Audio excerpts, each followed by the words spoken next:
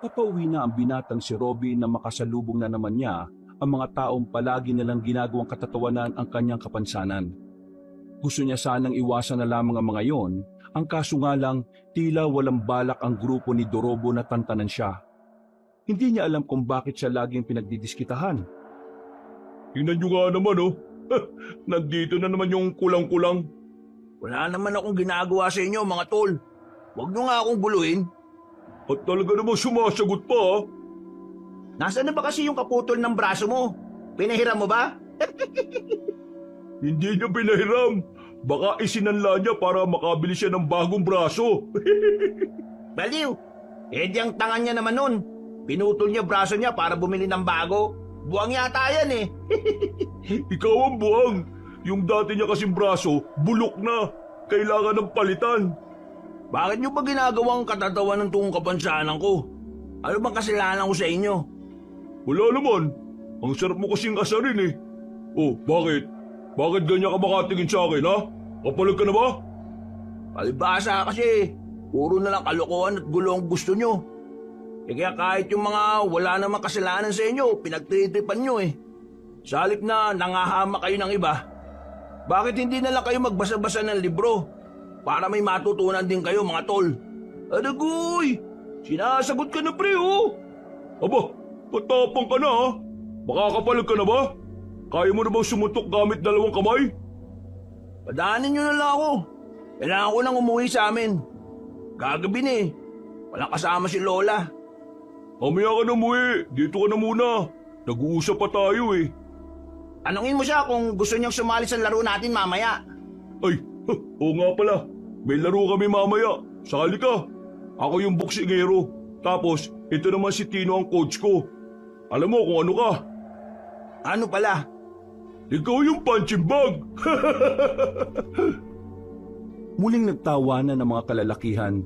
Habang si Robby naman, napapayuko na lamang at napapatingin sa ibang direksyon. Nasasaktan siya sa mga pangungutya ng mga ito. Pero wala siyang magawa kundi ang tanggapin na lamang yon. Maglalakad na sana siya pero hinawakan siya ni Dorobo sa kwelyo. Nilapit pa nito ang mukha sa mukha niya kaya amoy niya ang sigarilyo sa bibig ng lalaki. Huwag kang mag-aanga sa akin, Robin ha. Kasi good mood ako ngayon. Kapag ako nawala sa mood, magiging punching bag ka talaga sa akin. Bakit niyo ba ako ginaganito? Eh, hindi ko naman kayo inaano ah. Huwag ka na kasing sumasagot. Bobosis pa eh. Pegi pera. Naririnig ko meron ka sa bulsa eh. Kunin mo gamit ka ng kamay mo.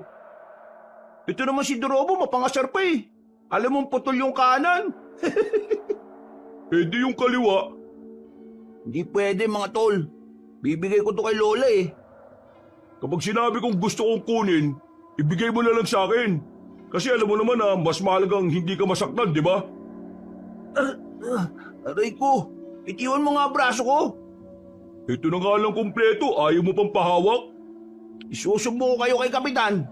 Eh di susumbong? Hindi mo ba alam na tsuhin ko yun? Noong mga sandaling yun, wala nang magawa si Robin kundi ang maiyak na lang. Gustuin man niya kasing labanan ng suntukan si Dorobo, alam niyang hindi rin naman niya kakayanin. Isa pa, mag-aalala lang din ang kanyang lola kapag nalamang nakipag-away siya. Kaya kahit na masakit sa kalooban niya ang dinadanas niya sa halos araw-araw, hinahayaan na lamang niya. Wisit, wala pa nga akong ginagawa, umiiyak ka na kaagad. Lumayo ka nga sa akin, baka putulin ko rin yung kabila mong braso para pantay na eh. Tinulak siya ng malakas ni Dorobo, kaya napaupo na siya sa semento. Nakahinga siya ng muluwag nang makitang papalayo na rin ang mga yon. Ngunit, ganun pa man, hindi pa rin mawala sa kanyang kalooban ng sakit at panliliit sa sarili. Tumayo siya, bumuntong hininga, pinunasan ng mga luha. Para sa kanya, hindi maaring malaman ng kanyang lolang nangyari. Magpapanggap na naman siya na ayos lang. Itatago na naman niya ang tunay na dinanas. Naglakad na lamang ang binata papunta sa kanila. Pagdating niya roon, sumilay ang kanyang peking ngiti. Naabutan niya ang kanyang lola na abalang naglalaga ng mais. Ah, andiyan ka na pala. Bakit naman ang tagal mo? Ano ba nangyari sa'yo? Inaway ka na naman ba ng mga loko-lokong yon? Hindi pula. Ako, magpapapi sa kanila. Baka sinipa ako pa sila. Buti naman at lumalabang ka. Alam mo kasi, Apo, sa mundong ito, ang mga kagaya mo madalas talagang gawing katatawanan ng mga ignoranting tao. Kaya dapat, kapag nangyari sa iyo yon, kaya mong ipagtanggol ang sarili mo. La, hindi mo na ako kailangan paalalahanan. Kayang-kaya ko ng sarili ko. Ang intindihin mo, ikaw, kasi matanda ka na. Aba, loko-loko ka. Natawa na lamang din na matanda. Nung hapon na yon, masaya silang kumain ng mais na parabang walang nangyari kay Robin. Sanay naman na ang binata. Kung minsan nga ay mas malala pa ang dinaranas niya mula sa ibang tao. Pero hindi pa rin niya sinasabi sa kanyang lola. Makalipas ang ilang araw, mas lalong nagsipag ang binatang si Robin. Hindi naging hadlang ang pagkaputol ng kanang braso niya para magsumikap sa buhay. Sa katunayan, kung ano-anong trabaho na nga ang kanyang pinapasok. At ngayon, siya ay nagtatrabaho sa isang paniderya na malapit lang din naman sa kanilang baryo. Ang paniderya na pagmamay-ari ng isang kano. Hey, what happened to your face, Robin? My face, sir? No happen. It's just normal. Don't lie to me. I'm not blind. Tell me, are you being bullied again? Konti lang, sir. Little, sir. Why don't you fight them back? Because I'm not like them, sir. If we make battle to them, me is bad na rin. No, fighting back doesn't mean you're bad. It's about protecting yourself from other people harming you. In this world, you cannot show them that you're weak. If you want to live with your pride. Understand?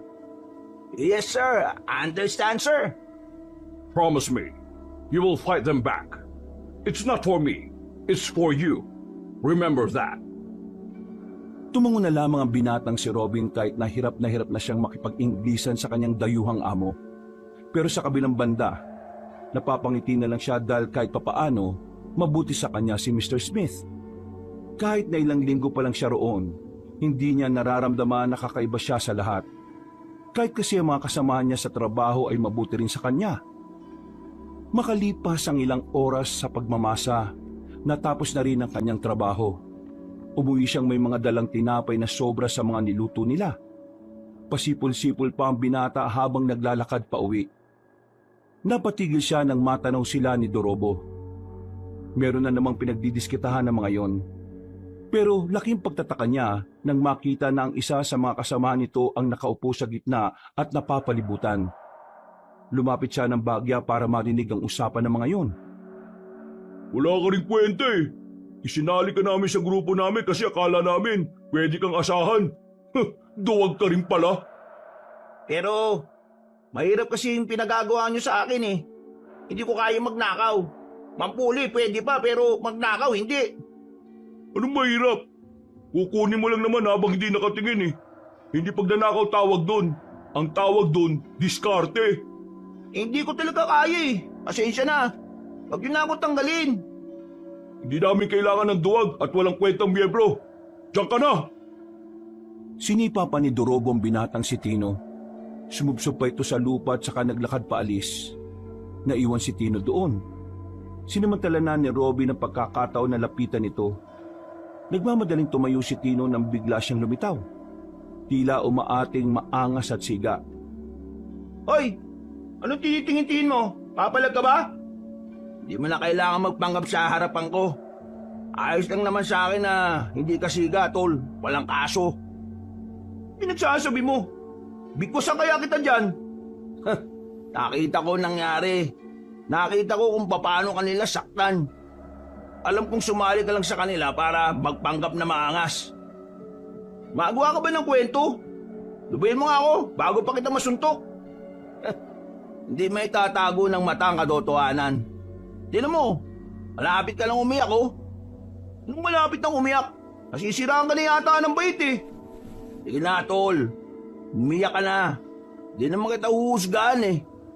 Di ako iiyak, no? Di ako kagaya mo na mahina. Sus, kunwari ka pa. Nangingilid na luha mo, tol. Umiyak ka na. Mas maganda nang nailalabas ang sama ng loob mo. Maya-maya lang, bigla na lang umiyak ang lalaking si Tino. Para itong bata na inagawa ng candy. Ang lakas ng iyak at ang ibang napapadaan ay napapatingin na rin sa kanila. Kaya kahit hindi naman gaano kilala ni Robin ang binatang si Tino, hinila niya yun paalis sa lugar na yun. Nakarating sila sa isang iskinita na walang gaanong dumaraan. O yan, diyan ka umiyak, tol. Walang makakakita sa'yo. Nina, tapos na ako umiyak. Yun na yun. Bakit? Ano bang gusto mo? Hanggang bukas? Ngayon naman, sabihin mo sa akin, tol. Bakit ka ba sumali sa kanila? Eh mukha namang hindi ka kagaya nila eh. Bakit ko naman sasabihin sa'yo? Tropa ba kita? Tropa? Ang pangit pakinggan. Kaibigan. Ano? Ako si Robin. Handang makipagkaibigan sa'yo, tol. Bakit ako makikipagkaibigan sa'yo? Dahil pareho tayong biktima ng kasamaan ni Dorobo. Di ako nakikipagkaibigan sa saan? Sa putol ng braso? Tol, ikaw nga iyakin, hindi naman kita inusgahan ah. Oy, huwag mong ipagsasabi sa iba na umiyak ako ah. Kung makikipagkaibigan ka sa akin, o bakit? Gusto mo akong maging kaibigan? Eh kasi wala akong kaibigan, tol eh. At kapag pumayag ka, ikaw ang una. Sigurado ka ba? Wala kang kaibigan kahit na isa? Wala nga. Lahat ng nakilala ko, pinagdidiskitaan lang nila ako eh. Mahirap makipagkaibigan kapag may kulang sa'yo. Kasi, yun ang lagi na napapansin nila. O ano, makikipagkaibigan ka ba sa akin o hindi? Kapag nakipagkaibigan ako sa'yo, ano naman mangyayari? Malamang, magkaibigan na tayo.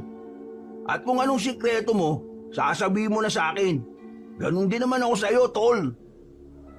Biglang nanahimik si Tino. Bumuntong hininga siya at tumingin sa malayo. Naging kagaya mo rin ako sa dati naming tinitiran. Pinagdidiskitan nila ako. Sa hindi ko maalamang dahilan eh. Ngayon, lumipat kami dito sa baryo na to. Nakita ko sila Dorobo. Natakot ako sa kanila kasi maangas at siga sila eh. Ay ang ginawa ko, sumali ako sa kanila. Di ba nga sabi nila, if you join them, beat them. Ha? Parang may mali yata, tol eh. Basta ganun. Basta sumali ako sa kanila para magmukha rin akong maangas. Para hindi malata ang kahinaan ko. Para walang lumapit sa akin para mambuli. Pero hindi ko nakala na kahit anong gawin ko, lalabas at lalabas pa rin ang pagiging mahina ko. Hindi ko sila kayang sabayan. Kasi tol, hindi ka naman kagaya nila. Hindi ka masamang tao. Kaya kahit anong gawin mo talaga, lalabas yung totoong ikaw. Alam mo, ako, mula pagkabata ko, danas ko na yung pangungutya. Itong putol kong braso, ito palaging usapan ng mga kalaro ko dati. Pati nga rin yung mga magulang nila, ginagawa rin akong katatawanan. Halos araw-araw. Walang araw na hindi ako makakarinig ng panglalait. Madalas din ako mabuli, mabugbog, masaktan at kung ano-ano pa. Pero alam mo kung anong ginawa ko? Ano? Pinakita ko lang talaga kung sino ako. Tinanggap ko kung ano ako. Kung nakikita nila kahinaan ko, sige lang. Kung gagamitin nila ang kahinaan ko, bahala sila. Pero ito lang ang tatandaan mo. Hindi mo kailangan maging kagaya nila para lang mailigtas mo ang sarili mo. Ang kailangan mo, pagtanggap sa sarili mo. Kapag tanggap mo ang sarili mo, walang epekto sa iyo ang panglalait ng iba. Ang galing magsalita nito. Ikaw nga din umiiyak eh. Uy, nasasaktan ka rin sa panglalait ng iba, no? Ano walang epekto? Hindi sapat na tanggap mo lang ang sarili mo. Dapat mahal mo rin ang sarili mo para kaya mo ipagtanggol ang sarili mo sa iba. Alam mo, yung mga sinabi natin, yan yung mga bagay na di natin magawa. Bakit kaya hindi na lang natin gawin ng sabay? Gawin ng sabay? Inilahad ni Robin ang kanyang kamay, tanda ng kanyang pakikipagkaibigan. Hindi rin naman nagdalawang isip ang binatang si Tino. Nakipagkamay na rin ito kay Robin. Napangiti ang dalawa. Ang hapon na yon ang naging simula ng kanilang pagkakaibigan. Tuluyan nang iniwan ni Tino ang barkadahan niya kina Dorobo. Sa paglipas ng mga araw, palagi nang magkasama ang dalawa. Kung nasa ng isa, naroon din ang isa. Sa katunayan, nagkaroon ng interes si Tino na pumasok din sa paniderya. Kaya hindi naman nagdalawang isip si Robin na ilapit si Tino sa kanyang boss. Mr. Smith, this is Tino, my new friend. Tino, like the paninderya, and Tino want to work here. If, may bakante, vacant. So you have a friend now. But last time I saw this face together with the bullies. And now he's your friend? Tino make a change to his life. He fake to be maangas. Yes, I once bully of him, but that's not the real me. I joined their group because I thought they can protect me. But unfortunately, they kick me out. And then now, every day I go out, they always bullying me because I choose to be me. A real me, not a bully. Ang bira naman, tol. Marunong ka naman palang mag-English eh. Mas naiintindihan pa nga yan ni Mr. Smith. Mahilig kasi ako magbasa-basa ng English na libro. So, you're telling me that you finally develop a good character? Yes, sir. Okay, from now on, you and Robin are partners. Starting tomorrow, you work here, Robin. Train him. Tell him all the things that he need to learn. Okay? Understand? Yes, sir. I understand, sir. Naglakad na si Mr. Smith. Tuwang-tuwa naman ang dalawang binata ng mga sandaling yon. Lumabas na rin sila ng paninderya na hindi mawala-wala ang ngiti. Apir tayo dyan. Ayos. Sabi ko na nga matatanggap ka, tol. Pinakita mo ba naman ng mag-English ka eh. Hindi rin naman tamang English ko eh. Pero mas klaro siya kaysa sa akin, tol. Di ba? Natigil lang ang kanilang paglalakad na makasalubong nila ang lalaking si Dorobo. Wow! Nagsama na palang dalawang lampa. Isang duwag at isa namang putol. Wala kaming panahon makipag-usap sa iyo ngayon. Masaya kami at ayaw naming masira yun. Aba, parang may tapang na yung pagkakasabi nun ah. Bakit? Saan ka naman kumukuha ng lakas ng loob mo ngayon? Sa nawawalang braso nitong si Robin? Hindi ba kayo napapagod sa buhay nyo? Ganito lang palagi ginagawa nyo? Ni minsan ba hindi nyo naisip na umunlad sa buhay? Kami kasi gusto namin Hoy, nang-iinsulto ka ba? Totoo naman Kami, inaatubag namin kung paano kami makakatulong sa mga mahal namin sa buhay. Kayo, inaatubag nyo kung paano kayo makakapanglabang at makakasira ng buhay ng iba. Bah, tapang mo na pala ah. Hinablot ni Dorobo ang kanyang kwelyo. Isang suntok ang pinakawalan ng lalaki. Buti na lang ay natulak ni Tino ang lalaking barumbado kaya hindi tumama ang suntok. Gulat na gulat si Dorobo na nagawa yun ni Tino. Samantala, agad din naman bumawi si Robin. Naalala niya kasi ang sinasabi ni Mr. Smith at ng kanyang lola. Kahit kaliwang braso na lamang ang meron siya, dali-dali siyang lumapit kay Dorobo at saka sinapak yun sa panga. Mahilo-hilo si Dorobo sa kanyang ginawa. Hindi makapaniwala si Tino sa kanyang ginawa. Nang makita nilang nakarecover agad si Dorobo, hindi na nagkatubili si Robin at Tino na tumakbo. Karipas ang kanilang ginawa. Hindi sila agad nahabol nila Dorobo dahil bahagya pa itong nahihilo. Habang tumatakbo, tawa sila ng tawa. Unang beses lang kasi nilang nakita na parang muntikan ng tumaob ang barumbadong lalaki. Nagtago sila sa gilid ng poste para makapagpahinga. nakita nilang tumatakbo sila Dorobo patungo sa ibang direksyon, kaya nakampante na sila. Pagtingin nila sa gilid, meron silang nakitang isang lalaki sa kabilang banda ng daan. Naglalaway, nanlilisik ang mga mata. Sa kaliwang kamay nito ay hawak nitong manok na wala ng buhay. Umaagos ang sariwang dugo papunta sa lapag. Nang mapatingin yun sa kanila, nagmamadali ang lalaki na makaalis. Uy, Gagi, ano yun? Hindi ko alam, tol. Pero inahin niya yata yung manok ng hilaw eh.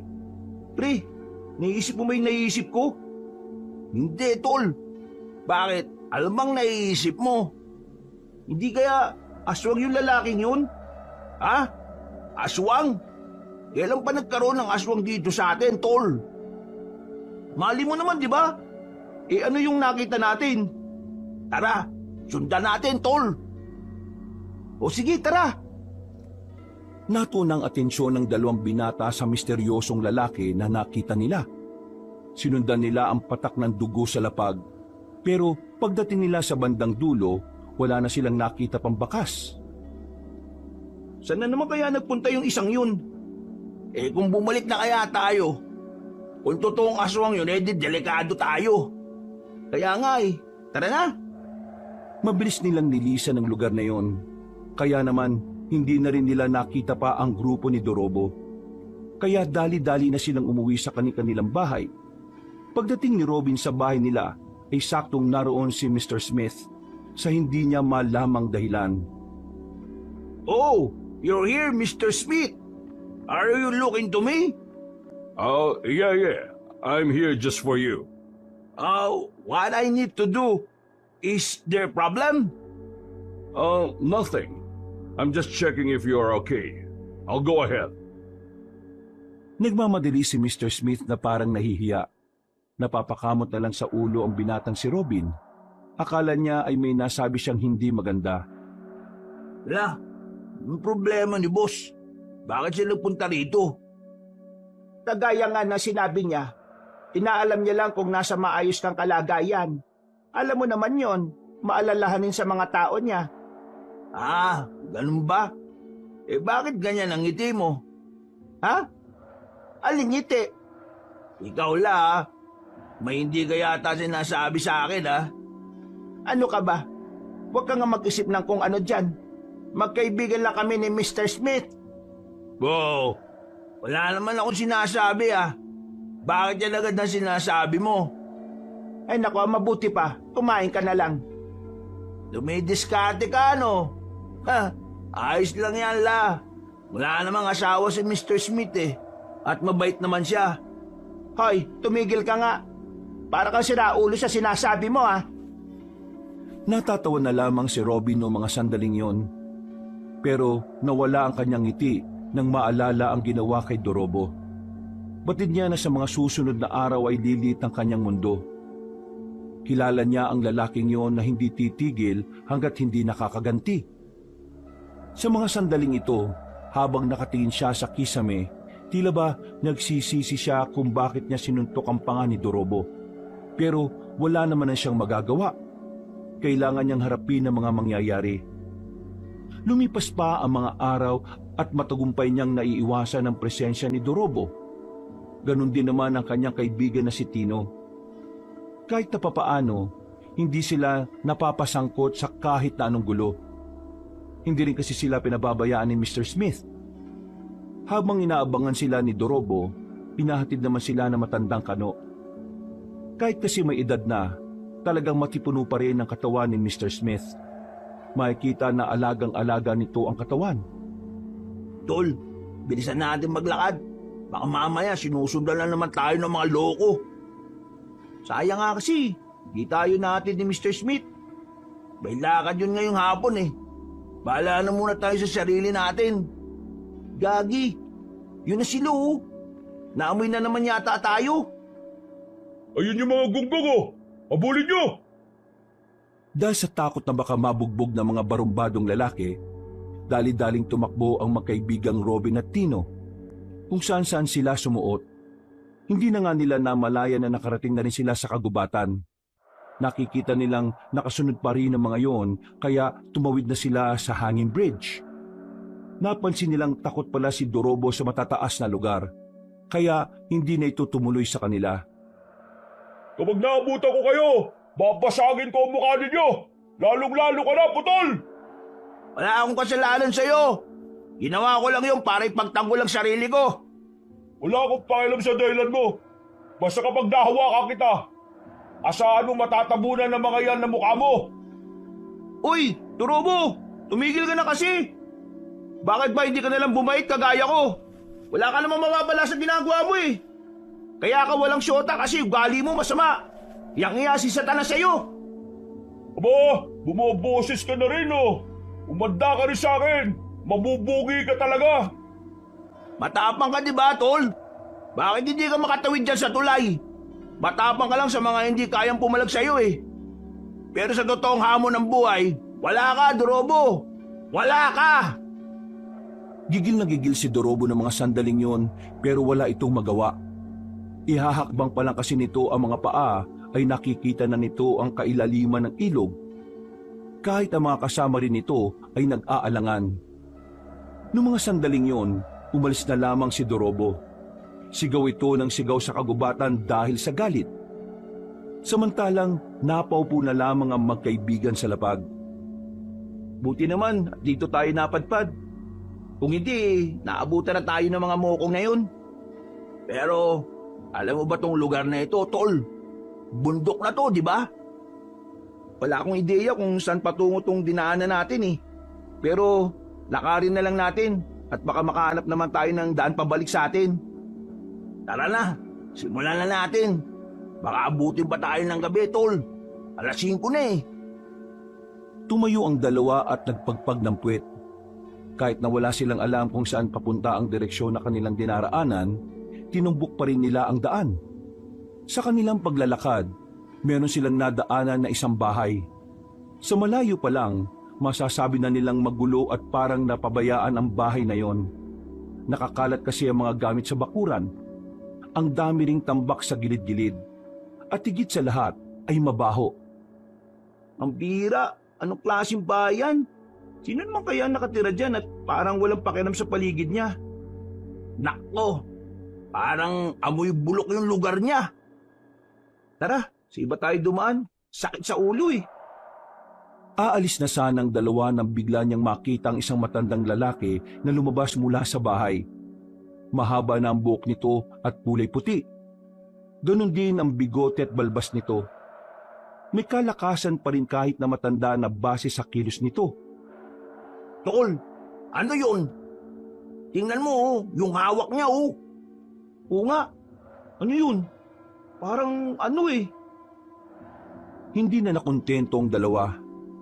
Para makita kung ano ang hawak na matandang lalaki, lumapit pa sila ng bahagya. Nanlalaki ang kanilang mga mata na mapagtantong hita pala ng tao ang hawak-hawak na matandang yon. Muntikan na silang masuka. At dahil doon, nakagawa sila ng kaunting ingay. Ingay na agad din naman narinig ng matanda kahit abala ito sa ginagawa. Tumigil ito at tumingin sa kinaroroonan nila. Kahit hindi sila nakikita, parang nararamdaman na matandang yun ang kanilang presensya. Kailangan na yata natin umalis dito bago pa niya tayo makita.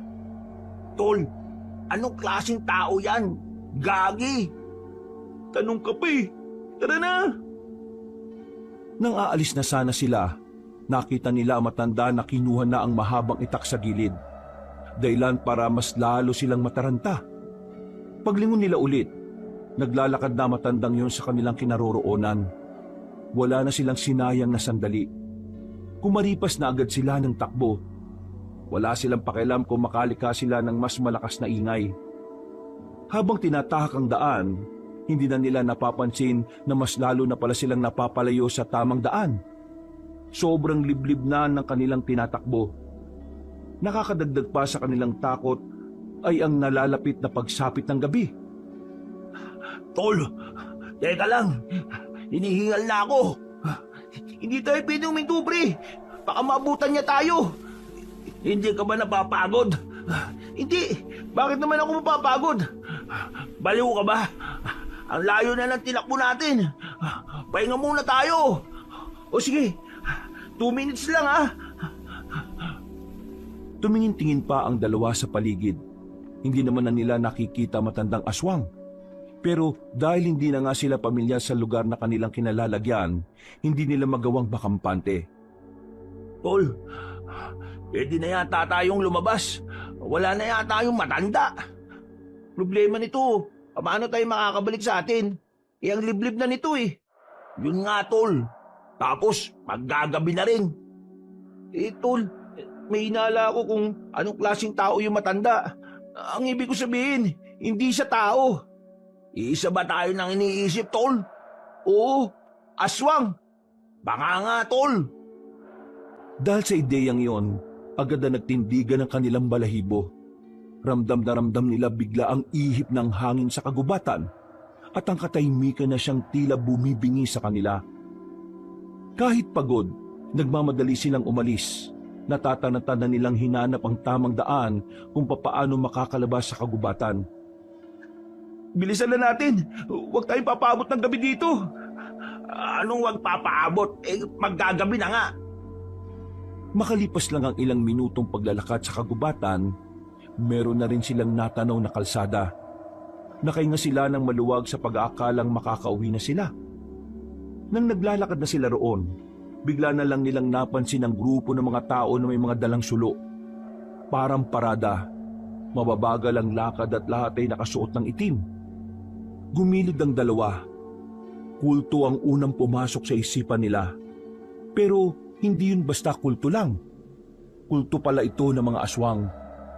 Narinig kasi nila ang binibikas ng mga yon habang naglalakad. Kaya naman, mas lalong dumagundong ang kaba sa kanilang dibdib. Nang halos 3 minuto nilang hinintay na makalagpas sa mga yon, mabilis silang lumayo roon. Windang na windang, para silang mabubuang sa mga nangyayari. Tol, totoo pala talaga itong mga aswang na to no? Anong gagawin natin ngayon? Tatakasan nga natin sila Durubo kanina. Nandito naman tayo ngayon.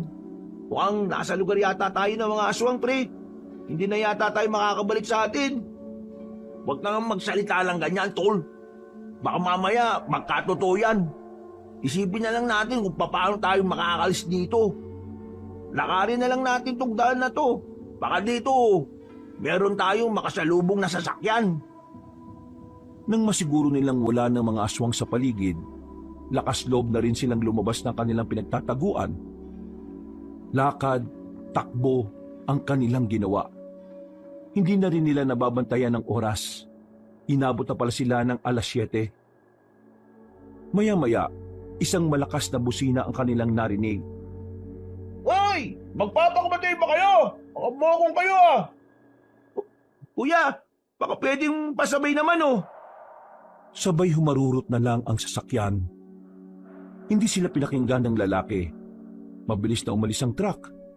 Bagsak ang balikat ng dalawa sa pag-aakalang makakabalik na sila sa kanilang baryo. Kaunting lakad pa ang kanilang ginawa. Meron na rin silang natanaw na liwanag. Meron palang nagmimina roon. Agad silang lumapit at nagtanong. Mabuti na lamang ay saktong may isa ring truck na papaalis. Kaya naman nakisabay na rin sila roon. Nakabalik naman sila ng kanilang baryo. Ang kaso nga lang ay 9:00 na. Kung saan-saan pa kasi nagpunta ang sinakyan nila. Tol, ano palang gagawin natin sa mga natuklasan natin? Ilihim na muna natin. Nakakabahan kasi ako eh. Pag kinalat natin, baka mamaya magalit yung mga aswang na yun sa atin.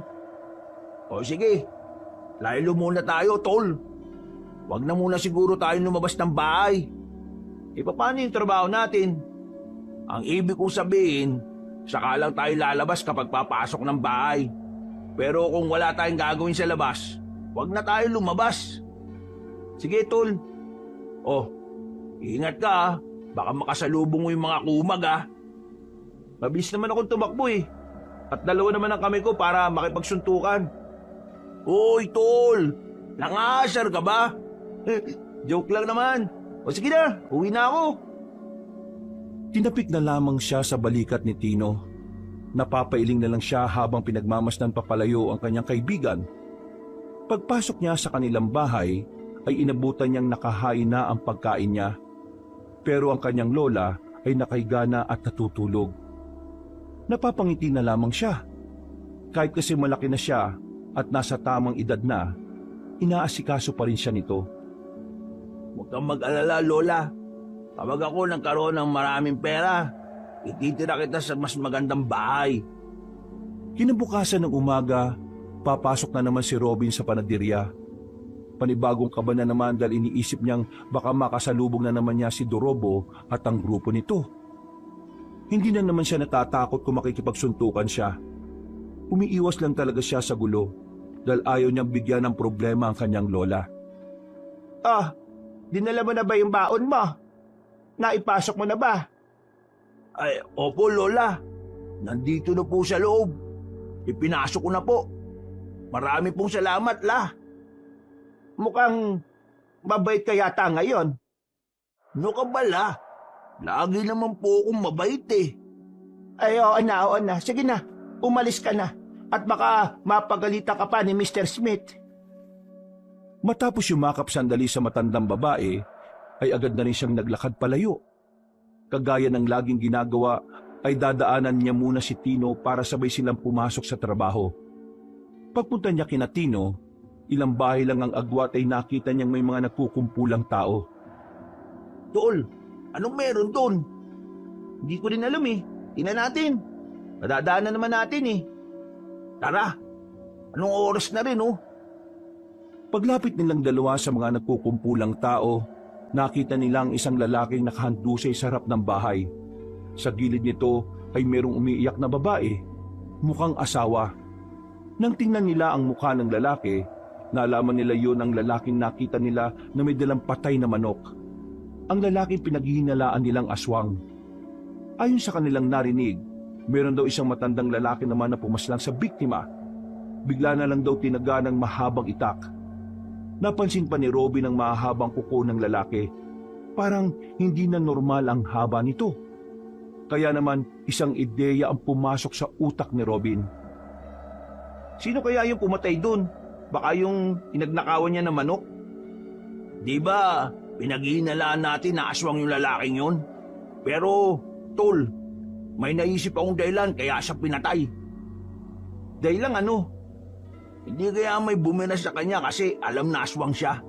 Kasi di ba, Tol, kagaya nung sa comics na nabasa natin, yung albularyo ang pumapaslang ng mga masasamang nilalang. O nga no, baka nga ganun na nangyari. Ibig sabihin, may tao talagang tumutugis sa mga aswang. Kung ganun, Tol, hindi pala natin kailangan mabahala. Meron naman palang pumapatay ng aswang eh. Ang tanong, sino? Napapailing na lamang ang binatang si Robin. Isang malaking palaisipan para sa kanilang magkaibigan ng bagay na yon. Pero hindi na lamang muna nila yon pinagtuunan ng pansin nang makarating na sila sa paniderya. Naging abala sila nung araw na yon dahil maraming tinapay ang kinailangan nilang magawa. Bandang 6:00 na ng gabi sila natapos. Tol, ang bait talaga ni Mr. Smith, no? Akalain mo yung ginagawa pala natin mga tinapay kanina eh para sa bayang punan?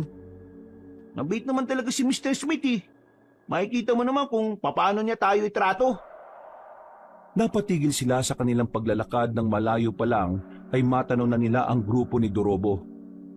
Naglalakad yun pasalubong sa kanilang direksyon. Nang makita rin sila ng mga yun ay kaagad na tumakbo patungo sa kanila. Ang tanging nagawa ng magkaibigan ay kumaripas na lang din ng takbo. Nakita kasi nila ang iba sa mga yon ay may mga dalang pamalo. Pero sa kasamaang palad, hindi umayon sa kanila ang panahon sa mga puntong yon. Pagliko nila sa isang iskinita, nakasalubong naman nila ang iba pang kasama nila Dorobo. Tatakbo na sana sila sa kabilang daan pero nakaapak si Robin ng bote. Natumba siya dahil doon at nasugatan ng paa.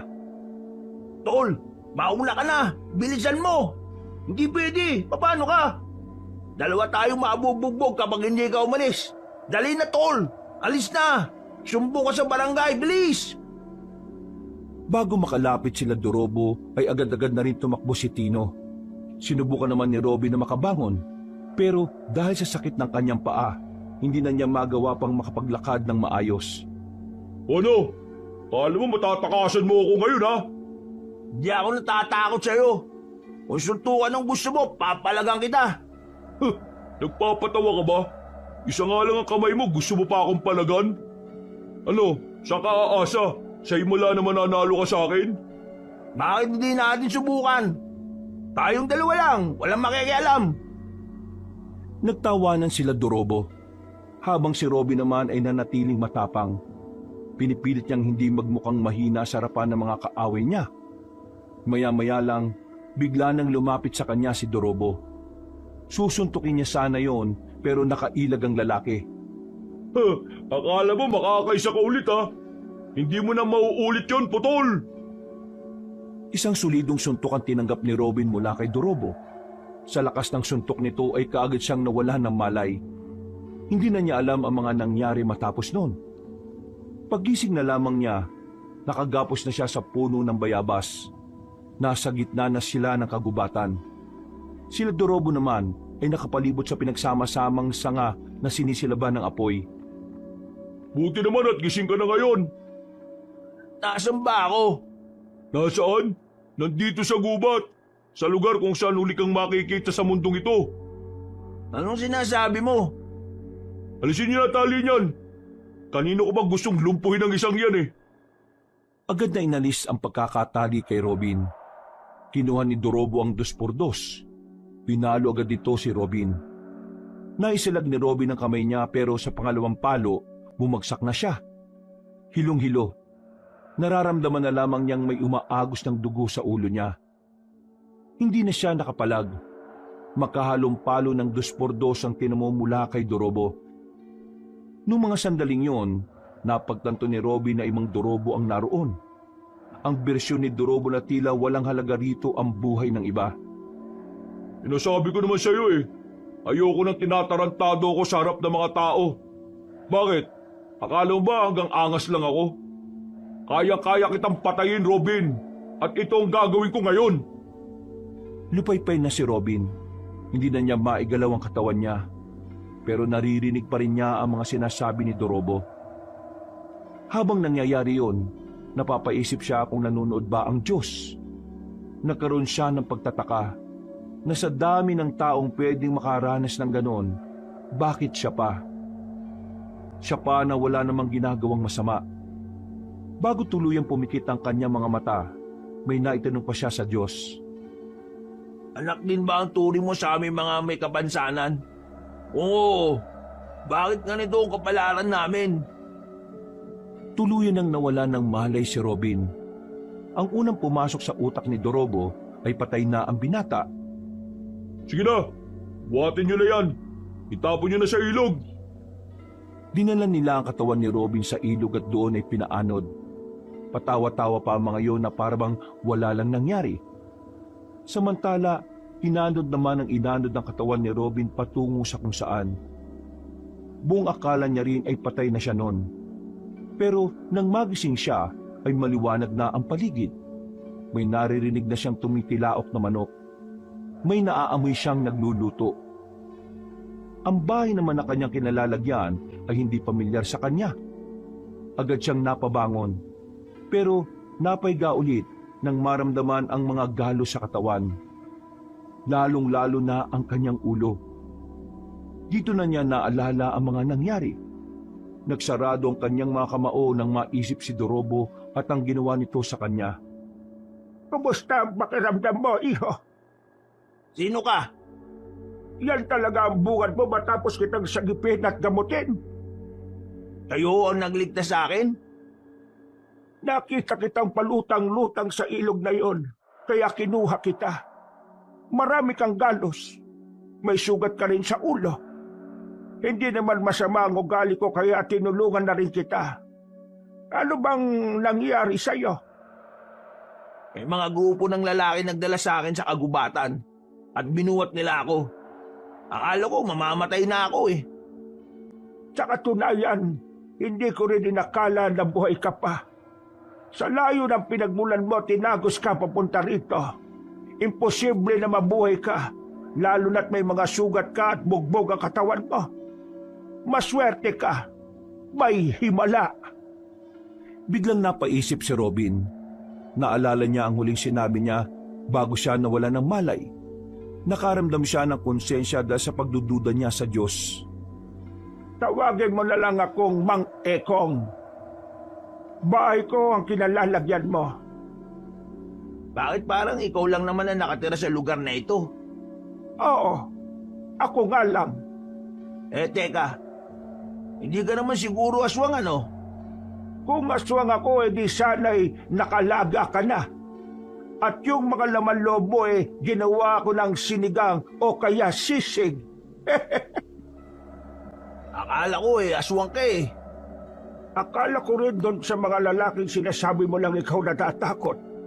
Sa mga aswang din pala. Bakit? Nakakita ka na ba ng aswang? Mga aswang, oo. Nakakita na ako. Saan? Nang misang inabol kami ng mga bumugbog sa akin. Nakarating kami sa isang bundok. Noong una, meron kami nakitang bahay. May matandang lalaki dun. Mahabang balbas at bigote niya. Tapos, nagulat na lang kami nang makita naming may bit-bit siyang hita ng tao. Inabol niya kami pero nakatakas naman kami. Nang marating naman namin yung kalsada, nakita naman namin yung parada ng mga aswang. Meron silang mga sinasabi na hindi namin naintindihan. Ang naintindihan lang namin ay yung sinasabi nilang mga aswang sila. Kayo po ba? May alam po ba kayong mga aswang? Umupo ang matandang lalaki sa upuan na nasa harapan ng papag. Naglabas ito ng sigarilyo at sandaling humithit. Nakikita mo ba yung mga nakasabit na sandatang yan? Yang mga yan ay ginagamit ko. Ibig sabihin, pumapas lang ka ng mga aswang? Tumutugis ako ng aswang. Binata pa lang ako gawain ko na ito. Sa katunayan, meron akong pinaslang na aswang nito lang. Isang lalaking aswang sa baryo ng Malolos. Teka, sa baryo ng Malolos? Taga roon ako eh. Alam ko na. Ikaw ba yung pumatay doon sa nakita namin lalaki na nakaandusay sa tawat ng bahay? Yung tumaga doon? Oo, ako nga. Pinaslang ko na siya bago pa siya makapagdulot ng problema sa mas marami. Ang lalaki niyo na hindi natural na aswang. Siya ay biktima ng yanggaw. At sa oras na mayanggaw ka, wala ka ng pag-asang makabalik sa pagiging tao. Kaya kailangan ng patayin. Yanggaw? Ano yun? Basta, ang mamaraan ng aswang para magparami sila. Hahawaan kanila para maging aswang ang simpleng tao. Hindi ko inakala na ganito pala ang mga aswang. At totoo pala talaga sila. Maniniwala ka ba kung sasabihin ko sa iyong may binabalak silang masama sa probinsyang ito? Bakit? Kakainin ba nila ang mga tao sa probinsya natin? Sasakupin nila ang probinsyang ito at unti-unti nilang buburahin ang mga tao rito. Paano niyo po nalaman ng mga ganito? Tingin mo ba magiging manunugis ako kung wala akong alam sa kanila? Matagal ko na itong ginagawa, pero dahil mag-isa lang ako, hindi ko sila magawang patahimikin lahat. Ikaw? Ako? Oo, may iba pa bang ikaw rito? Bakit? Anong meron? Kailangan mo kong tulungan. Ha? Kailangan mo kong tulungan para labanan ng mga aswang. Ha? Anong may tutulong ko dyan? Tutulungan kitang matutunan ng mga bagay na may kinalaman sa pakikipaglaban. Uy. Sandali lang naman. Hindi pa naman ako napayag ah. At saka, tingnan mo nga, anong may tutulong ko sa laban-laban na yan? Kita mo naman, di ba? Buto lang ka ng braso ko. Ano naman? Anong ano naman? Ano naman kung putol lang isang braso mo? Tinatanong pa ba yan? Malamang wala akong may tutulong. Ikaw nga, 2 braso mo o kamay. Nahihirapan eh. Ako pa kaya? Marami kong hindi kayang gawin dahil sa kabansanan kong ito. At baka lang hindi mo alam. Kaya mas magandang humanap ka na lang ng iba. At dahil may kulang sa'yo, mababa na ang tingin mo sa sarili mo. Hindi naman sa mababa ang tingin ko sa sarili ko. Yon ang nakikita ko. Kaya ka siguro nabubuli ng mga siraulo kasi hinahayaan mo lang sila noon. Kasi iniisip mo na hindi ka pwedeng pumalag sa kanila kasi may kulang sa katawan mo. Alam mo, hindi naman nakapansanan mo ang problema kung bakit ka nanliliit eh. Kundi yung takbo ng utak mo ang dapat mong ayusin. Kasi kung ikaw mismo bababa ang tingin mo sa sarili mo, ano pa nga asahan mo sa iba? Kung ano ang trato mo sa sarili mo, ganon din ang trato nila sa iyo. Hindi na nakapagsalita si Robin. Nakaramdam siya ng lungkot at tiya sa kanyang sarili. Aminin man niya kasi o hindi, tama naman ang mga sinabi na matanda. Matagal na panahon na niya rin kasing hinahayaan ng mga taong nang aapi sa kanya. Matagal na panahon siyang nanahimik at umiintindi. O bakit ka natahimik? Tama ako, no? Oo, tama ka na. Sabihin na nating kaya ko naman. Pero paano nga ang gagawin ko? Kahit na kailan, hindi pa ako nagkaroon ng karanasan sa pagpatay ng mga ganyang aswang.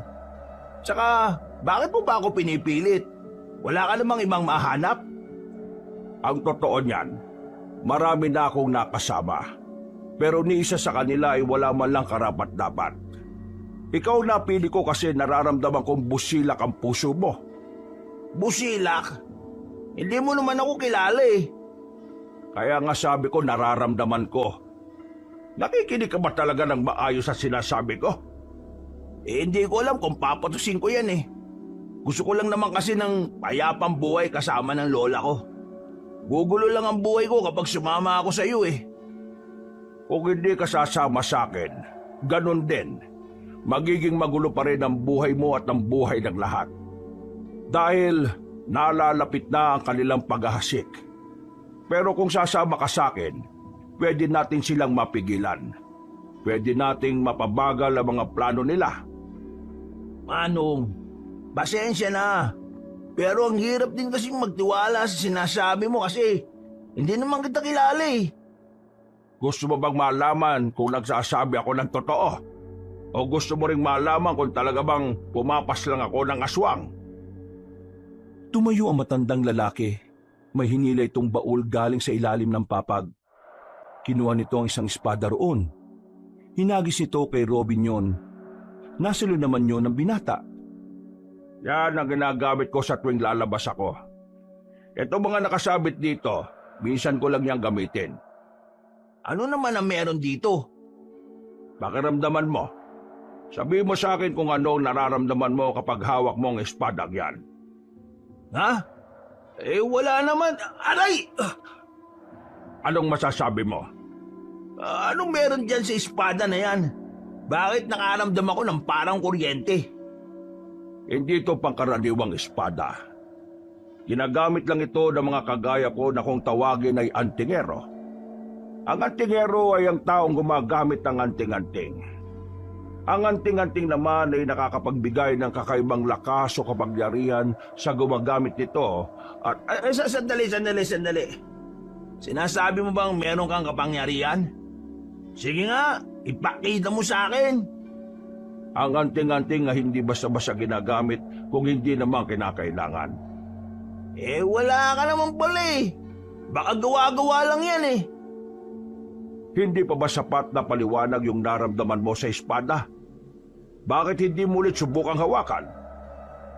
Hindi na nakapagsalita pa si Robin. Sa totoo lang, may parte na rin ng kanyang utak na tila naniniwala sa mga sinasabi ng matanda. Sadyang hindi niya lang talaga alam ang kanyang sasabihin. Bumuntong hininga na lamang ang matandang si Ekong. Napapailing ito. Pero kailangan mo na munang magpagaling. Gusto ko nang umuwi sa amin. Sige. Umuwi ka kung kaya mo. Kung kaya mo lang naman. Sandaling iginalaw ni Robin ang kanyang katawan. Pero kaunting galaw lang niya ay nararamdaman na niya agad ng kirot. Bagya pa rin siyang nahihilo. Sa puntong ito, alam niyang tila hindi agad siya makakabalik sa kanilang baryo. Naisip niya agad ng kanyang lola. Sigurado mag-aalala yon kapag hindi siya nakauwi. Sa ayaw at sa gusto mo, dito ka na muna. Gagamutin ko pa ang mga sugat mo. Kapag gumaling ka, ikaw na bahala magdesisyon kung sasama ka sa akin. Pero sana, pag-isipan mo ng maigi. Tumango na lamang si Robin. Mabilis na lumipas sa mga oras. Sumapit na ang kinagabihan. Binalikan siya ni Mang Ekong na may mga dala ng gamot na pamahid. Sobrang hapdi ng mga gamot na yon. Mayak-iyak siya sa sobrang sakit. Parang maiihi siya sa kirot. Tagaktak din ang kanyang pawis. Kailangan mo tisin ng update kung gusto mo talagang gumaling ka kagad. Ano bang ginagawa ko? Hindi ba nagtitiis na ako? Ay, mabuti naman. Teka, may tanong lang ako. Ano yon? Wala ka bang anak? Asawa? Pamilya? Biglang umiti na mapait si Mang Ekong. Hindi pa man ito nagsasalita, tila naramdaman agad ni Robin na hindi saya ang ibig sabihin ng ngiting yon. Bumuntong hininga si Mang Ekong. May kinuha itong pitaka.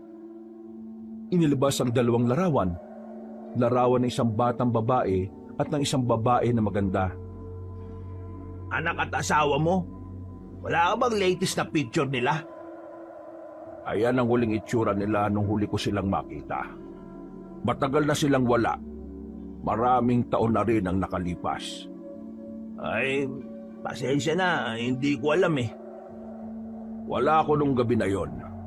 Umalis ako para sana bilhan ng masarap na pagkain ng anak namin dahil kaarawan niya. Pero na makabalik ako, naabutan ko na lang silang nakahandusay sa sahig. Duguan at wala ng buhay. Sabi ng isa kong pinsan na kasama nila na maswerteng nakaligtas. Inatake sila ng aswang. Nangyari yon dahil sa akin. Dahil sa pagiging manunugis at antigero ko. Kaya hanggang ngayon, hindi ko pa rin napapatawad ang sarili ko. Para bang hanggat hindi ko natatalo mga aswang, hindi matatahimik ang konsensya ko. Yung pala ang dahilan kung bakit mas pinagpatuloy mo ang pagiging manunugis. Yun lang din naman kasi ang natataging paraan para mabigyan ng hustisya ang kamatayan ng mag-ina ko. Wala ka namang kasalanan.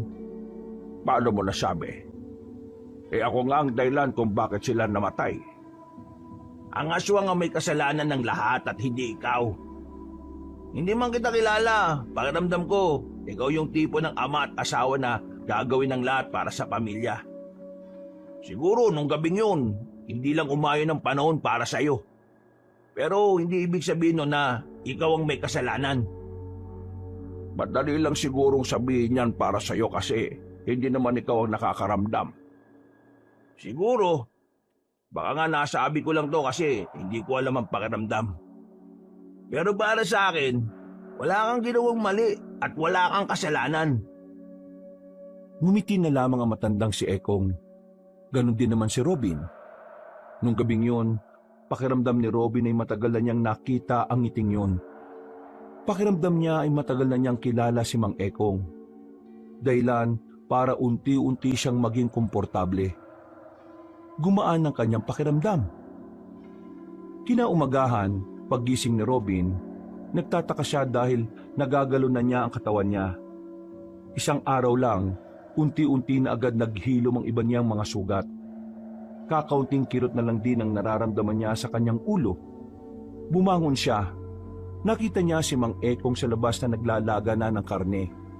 Sandaling tinapon ng matanda ang sigarilyo nito nang makita siyang nasa pinto. Kaya mo nang tumaya.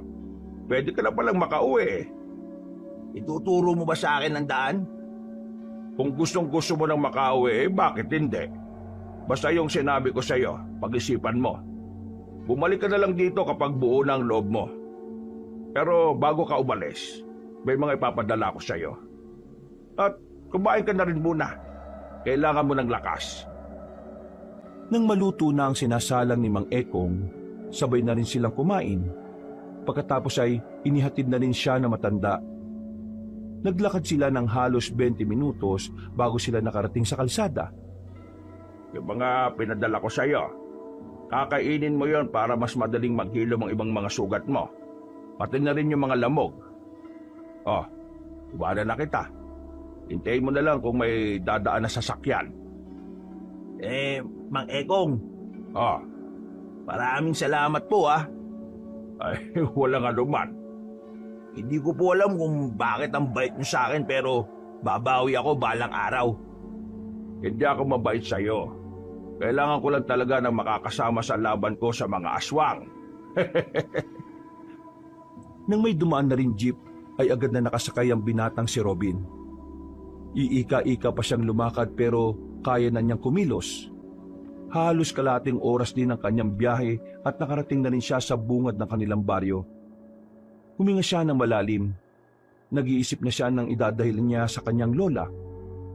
Maya-maya lang ay nakarating na rin siya sa kanilang bahay.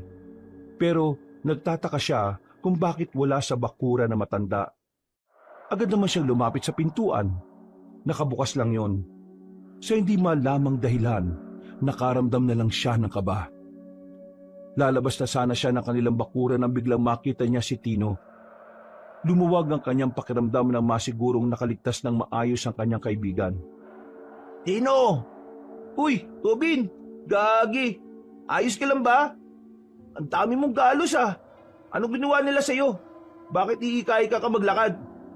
Saka ako na ikukwento sa'yo, tol. Gusto ko lang malaman kung alam mo ba kung nasaan si Lola. Si Aling Pasita? Oh, bakit? Nasa ospital si Aling Pasita kagabi pa. Ha? Anong nangyari sa kanya, tol?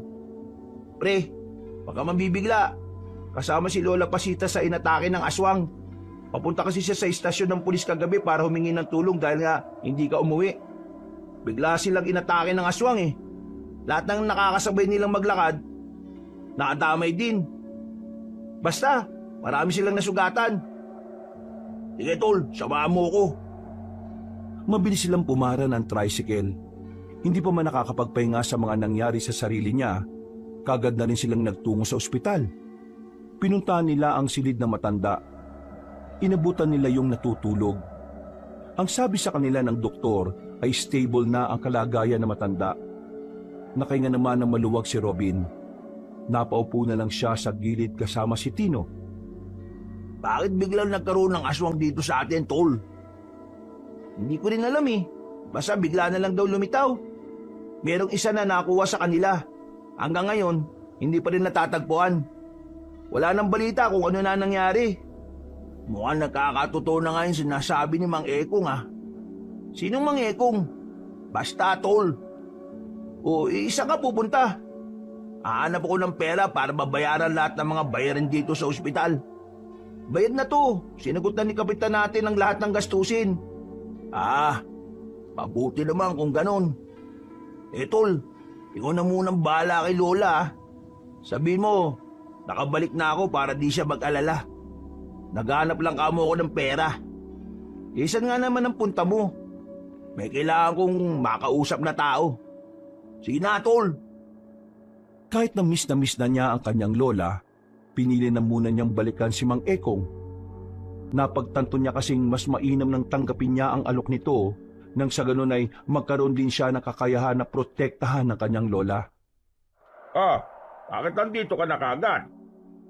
Mang Ekong, nakapag-desisyon na po ko. Asama mo na ba ako? Opo. Bakit naman bigla ka nakapag-desisyon? Napasama po yung lola ko sa mga inatake ng aswang sa lugar namin kagabi. Naisip ko lang na kailangan kong protektaan ng lola ko.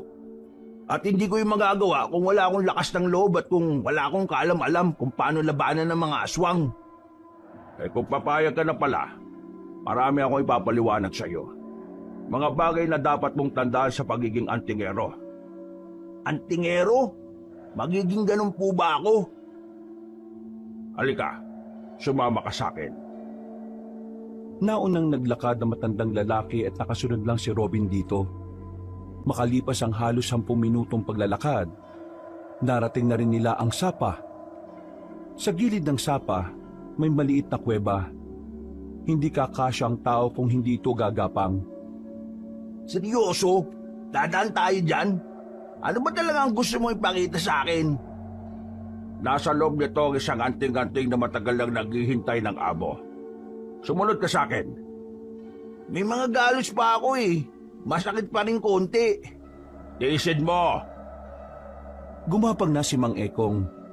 Napapailing na lamang si Robin pero sumunod na rin siya sa matanda. Nang malagpasan nila ang masikip na lagusan, nakatayo na rin sila sa wakas. Nasa malawak na parte na sila ng kuweba. Tulungan mo ako itulak ang batong ito. Eh, ang bigat naman ito. Nang maalis na nila ang batong naroon, bumungad sa kanila ang kwintas na may palawit na buwan. Kulay pilak ito. Nanlalaki ang mga mata ni Robin nang makita niyang maliwanag yon. Uy, Mang Ekong, anong nangyayari? Ibig sabihin lang nito, kinikilala ka ng anting-anting. Kunin mo siya. Kukunin ko talaga? Oo. Ano bang sinabi ko? Marahang kinuha ni Robin ang kwintas. Namamangha siya sa liwanag na inilalabas nito. Maya-maya lang ay meron na rin siyang naramdaman na parabang may dumadaloy sa braso niya patungo sa buong katawan. Uy, anong nangyayari sa akin? Kagaya nga ng sinasabi ko, kinikilala ka ng anting-anting. Ibig sabihin lang nito, ikaw ang bagong tagapangalaga niyan. Bagong tagapangalaga? Ibig sabihin may dati? Oo. Ang kaso nga lang, nawala sa wisyo ang taong yon. Nalulong sa sugal at napabayaan niya ang anting-anting na to. Kaya naman, ikaw ang pinipili niya dahil sa pagiging bukal ng puso mo. Paano ko naman to gagamitin? Susot ko lang? Ako na lang bahala magturo sa'yo. Papakinggan mo lang ang lahat ng sinasabi ko. Matapos makuha ang anting-anting na yon, ay agad na rin silang umalis doon. Hanggang sa makarating sila sa bahay ni Mang Ekong ay di pa rin siya makapaniwala sa nakikita niyang liwanag.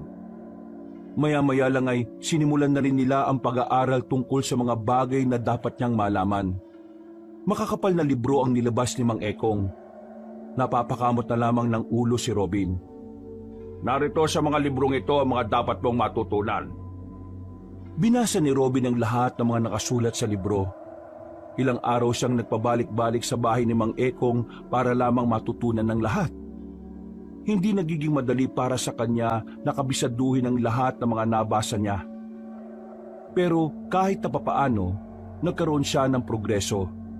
Sa mga sumunod na araw, ang sinasanay naman ni Robin ay kung paano gamitin ng maayos ang anting-anting. Sinasabayan niya rin ng paghawak ng sandata. Madali lang nakukuha ni Robin ang mga galaw. Pero ang pagpapalabas ng tunay na lakas ng anting-anting ay hindi niya pa gaanong gamay. Wala pa rin ba sila Dorobo? Wala nang mangyari yun sa'yo. Hindi na sila rito nakita eh. Baka akala siguro nila namatay ka na kaya nagtatago na. Mas maganda nang wala sila rito, tol. Kasi kung nandito sila, binubuli pa rin nila tayo. Mayayari na sila sa akin. Baka atakin sa puso mga yun kapag nalaman nilang buhay ka pa. Pero masaya ako sa iyo, pre. Mukhang maganda ang dulot sa iyo ng sinasabi mong manunugis ng aswang eh. Sigurado ka ba na papasukin mong landas, pre? Delikado kasi yan eh. Nung una, nag-aalangan din ako, tol. Lalo na ngayon. Meron akong kakulangan. Pero naisip ko rin naman na hindi tuwad lang para gumawa ko ng paraan para protektahan ang mga mahal ko sa buhay. Ayoko nang maramdaman pa na wala akong silbi sa buhay ng iba eh. Isa pa, may masamang binabalak ang mga aswang. Kailangan namin silang mapigilan. Kung hindi, baka marami tayong mapahamak. Pre, pwede ba ako dyan? Saan? Dito sa tabi ko? Dito tumabi ka. Umusog ng bagya si Robin habang sila'y nasa lumang waiting shed. Natatawa na lamang si Tino dahil mali ang pagkakaunawa ni Robin. Hindi. Ang ibig kong sabihin, pwede ba ako dyan sa pinasok mo? Gusto ko rin kasing matutong pumalag sa mga aswang, pre. Kasi ayoko naman dumating yung araw na sila mama ang mabiktima kasi wala akong magawa. Sigurado ko ba sa sinasabi mo, tol? Hindi kasi biro itong ginagawa ko. Buhay ang nakataya dito, tol. Ganun din naman eh. Kung wala akong gagawin baka mapahamak din ang pamilya ko kasi sabi mo nga, may masamang balak ang mga aswang. Kaya ganun na lang ang gagawin ko. Gagawa na lang din ako ng paraan. Kaya sige na, isama mo na ako dyan. Gagawin ko lahat para lang matuto. Kung ganon, sumama ka sa akin ngayon. Paano lola mo? Nagpaalam naman na ako sa kanya Naaalis ako ngayong araw. Isa pa, pupunta naman siya mamaya kay Mr. Smith Napapasin ko nga pala pre. Yung lola mo parang may gusto kay Mr. Smith Hayaan mo silang matatanda naman na sila Siya nga pala tol. Anong sabi ni boss sa akin? Ilang araw na ako hindi nakakapasok Sabi niya, naghanap na rin muna siya ng kapalit natin. Bumalik na lang daw tayo kapag ayos na yung mga inaasikaso natin. Mabuti naman kung ganun. Matapos ang usapang yon, ay agad na rin silang bumiyahe. Nang makarating na sila, ay inabutan nila si Mang Ekong na nag-iinsayo gamit ang espada. Napatigil ito na makitang may kasamang ibang tao si Robin. Nagtataka si Mang Ekong na tumitig sa kanila. Kaibigan ko, siya lang yung nakakalam ng lahat ng ginagawa ko rito. Gusto niyang sumali sa ginagawa ko. Pwede ba siya? Magandang hapon po. Ako po si Tino. Kagaya ni Robin, meron din akong pamilya na gustong protektahan. Gusto ko po sana na sumali para magkaroon ako ng kaalaman kung paano kakalabanin yung mga aswang na yon. Gusto mo sumali? Bakit? Tayo mo bang magsakripisyo para sa iba at hindi lang para sa pamilya mo? Para ho sa iba?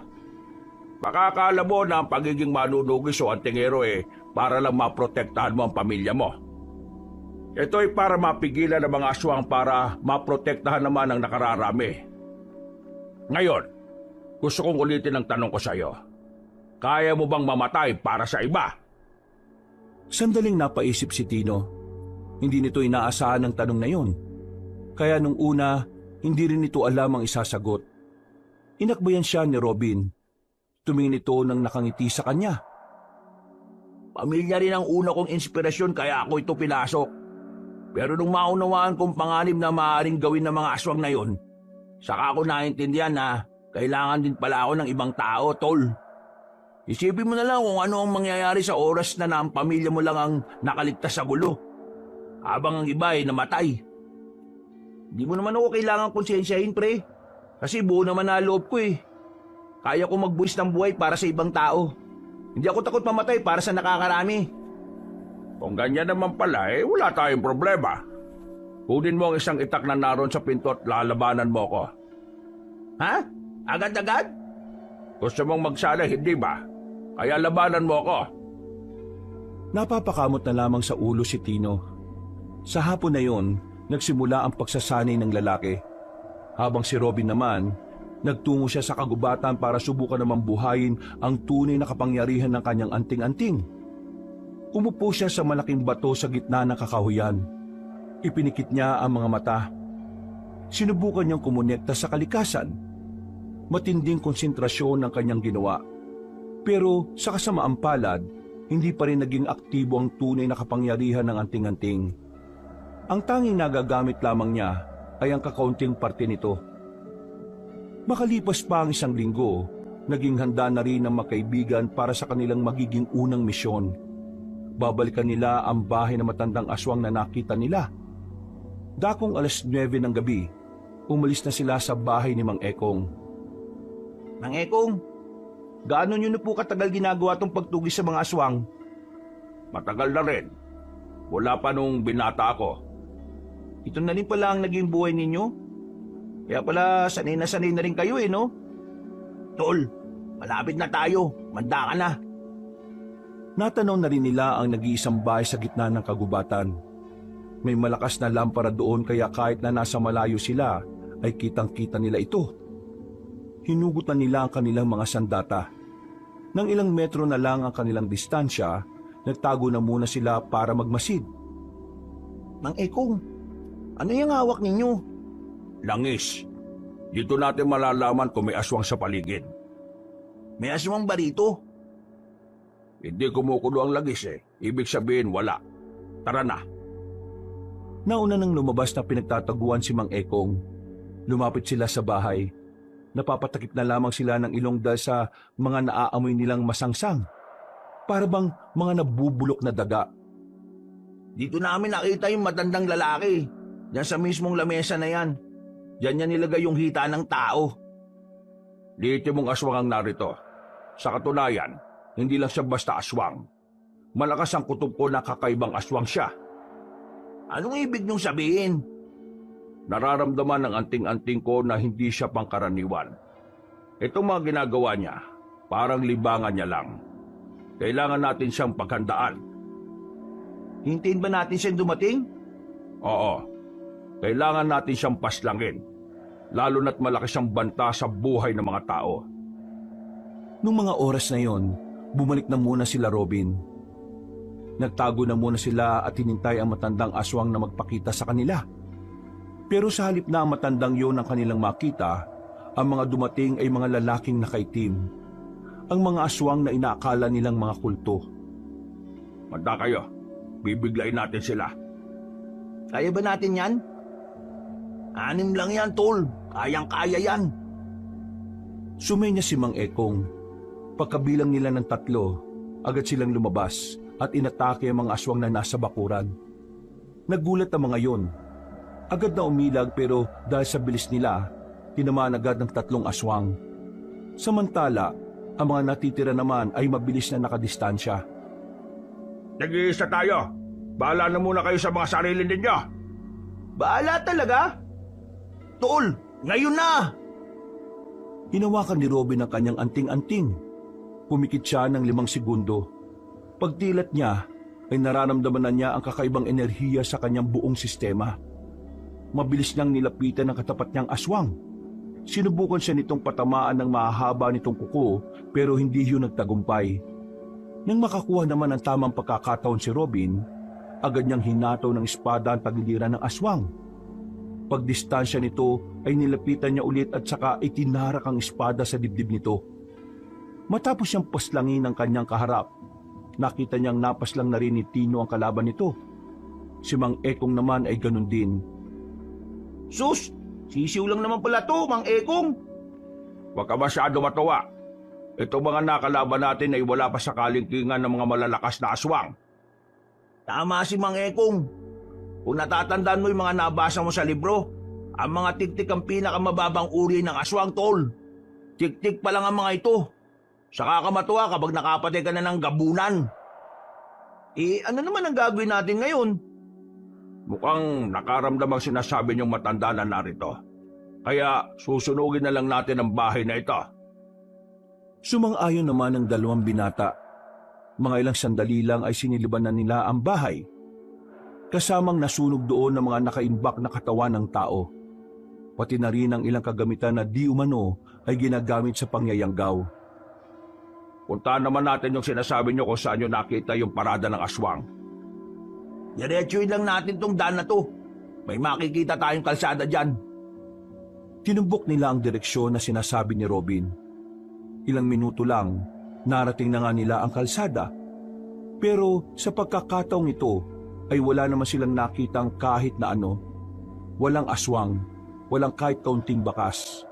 Kaya ang ginawa nila, naglakad-lakad pa sila sa lugar na yon. Inabot na sila ng 2 oras. Wala pa rin silang napala. Umuwi na muna sila sa gilid. Nanigarilyo na muna si Mang Ekong habang ang 2 binata naman ay inilabas muna ang baon nilang suman. Nakakagutom din pala tong ganitong trabaho no? Mas magandang nagugutom ka pa. Kesa naman hindi mo na maranasan magutom kasi patay ka na. Mang Ekong, baka matakot si Tino sa sinasabi nyo Hindi matatakot yan. Ang galing nga niya kanina Talaga? Magaling ako? Oo, magaling ka. Nagamit mo agad ang mga itinuro ko sa'yo. Pero huwag ka masyadong emosyonal kapag nakikipaglabang ka Doon ka pwedeng madali. Nakakabanis kasi yung mga aswang kanini. Ang baho ng hininga, nakatapat pa sa mukha ko. Mang Ekong, sa tingin mo, gaano karaming aswang ang makakalaban natin? Marami. Magkakaibang angkan. Pero sa pagkakaalam ko, isa lang naman ang pinuno nila. Hindi naman sa naduduwag ako pero kakayanin ba natin sila? Hanggat nasa atin ang anting-anting, walang problema. Paano naman ako? Wala naman akong anting-anting. Kakayanin mo yan. Kailangan mo lang masanay. Pero dapat handa ka rin kapag namatay ka na. Ito talaga si Mang Ekong, lagi akong tinatakot. Napangisi na lang ang matandang lalaki kay Tino. Mga nasa 10 minuto rin ang kanilang pagpapahinga. Maya-maya lang ay nagpatuloy na rin sila. Pero hindi na nila nahanap pa ang mga aswang. Pati na rin ang matandang kanilang hinahanap ay wala na rin. Napagdesisyonan na lamang muna nilang umuwi. Nang sa ganon ay nagkaroon sila ng maayos na pagpapahinga. Pumasok na kayong dalawa sa loob at matulog na kayo. Hindi dapat kayo nagpupuyat. Ikaw, Mang Ekong, hindi ka ba matutulog? Matutulog na rin ako maya-maya. Magpapahangin lang muna ako. Mukhang malalim ang iniisip nyo Hindi naman. Inuubos ko lang tong sigarilyo. Sige na, pumasok na kayo sa loob. Tumango na lamang si Robin at Tino. Magkatabi sila sa papag. Paghiga nila ay saka lamang nawala ang kanilang antok. Pareho nilang naalala ang mga kaganapan habang kinakalaban nila ang aswang. Hindi pa rin makapaniwala si Robin na kinaya niyang makapaslang ng ganong kabangis na nilalang.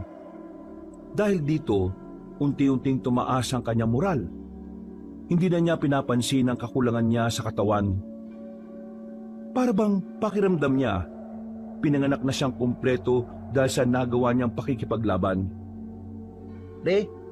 Hanggang ngayon, nagpapasalamat pa rin ako kasi buhay ka. Ano ka ba, tol? Halos 2 linggo na yun. Hindi ka pa rin ba makamove on? Buwang ka ba? Akala mo ba nakatulog ako noon? Isip ako ng isip kung anong nangyari sa'yo, no? Sinubukan ko nga makapagsumbong sa mga pulis pero di rin naman ako inintindi. Pakiramdam ko kaya noon, wala akong kwenta. Sus, wag mo nga sabihin niyan, tol. Wala ka namang kasalanan sa nangyari. Kaya kita unang pinatakas kasi ayaw ko rin naman na mapahama ka. Tapos na yun, kalimutan mo na yun. Ang mahalaga, buhay ka at magkasama na tayo ulit. Mga pre, sa susunod na malagay na naman ang buhay natin sa alanganin. Hindi na kita iiwan. Ikaw ang bahala, tol. Gusto mo yan Lumipas ang 1 oras, muli na silang dinalaw ng antok. Mahimbing ang kanilang tulog, pero maaga silang ginising ni Mang Ekong. Ayon sa matandang lalaki, kailangan nilang pumunta sa kanilang baryo. May hinala kasi ito na doon na nagmamasid at umaaligid ang ibang aswang. Dahil sa ideyang ito, nagmamadali silang makaalis. Pagdating nila sa baryo ng Malolos, wala naman silang napapansin na kakaiba. Nilibot nila ang buong baryo at nasiguro nilang wala namang aswang na nakapaligid. Palagay ni Robin, masyado pang maaga kaya hindi pa nagpupunta roon ng mga aswang. Pero hindi sila naging kampante. Mga Ekong, doon na muna tayo sa bahay namin para patimplahan man lang kita ng masarap na tableya ng lola ko. Hindi ba nakakaya sa lola mo? Baka mamaya masungit ang lola mo Hindi naman yun masungit. Sa katunayan, pala kaibigan ng lola ko. O sige, mas maganda nga yan. Para habang nagpapalipas tayo ng oras nakakapagpahinga din tayo sa inyo. Sasabihin na rin ba natin ang tungkol sa pagiging manunugis natin? Wag na muna, tol. Pag-aalala lang si lola. Pagdating nila sa bahay, saktong naabutan nila ang matandang babae na nagluluto. Napatingin ito sa kanila. Ngumiti ito kay Robin at agad na lumapit. Oh, buti naman at natapos na rin ang pamumundok ninyo. Nagsikain na ba kayo? Nagluluto ko ng nilagang baboy. Hindi pa ako kumakain la. Saktong-sakto. Ang bango ng niluluto nyo, Aling Pasita. Nararamdaman ko kasi na darating kayo kaya nakapagluto ako. Teka, sino pala itong kasama ninyo? Siya nga pala la. Ito nga pala si Mang Ekong. Siya yung kasama naming mamundok. Magandang araw sa iyo. Pagtingin nila Robin sa matandang lalaki, nakita nilang nakatulala na lamang ito sa mukha ni Aling Pasita. Hindi nila alam kung bakit, kaya ang ginawa ni Tino ay tinapik ito sa balikat. Uy, Mang Ekong, Kinakausap ka ni Aling Pasita. Ha? Oo, maganda ka sa araw. Ibig ko sabihin magandang araw din sa'yo. Halika na kayo. Pasok na. Luto na rin naman itong nilaga. Pangekong, ayos lang po ba kayo? Oo naman. Ayos lang naman ako. Mang Ekong, maming ka nga. Nabigani ka ba kay Aling Pasita? Ha? Uy, para kang si Ratol.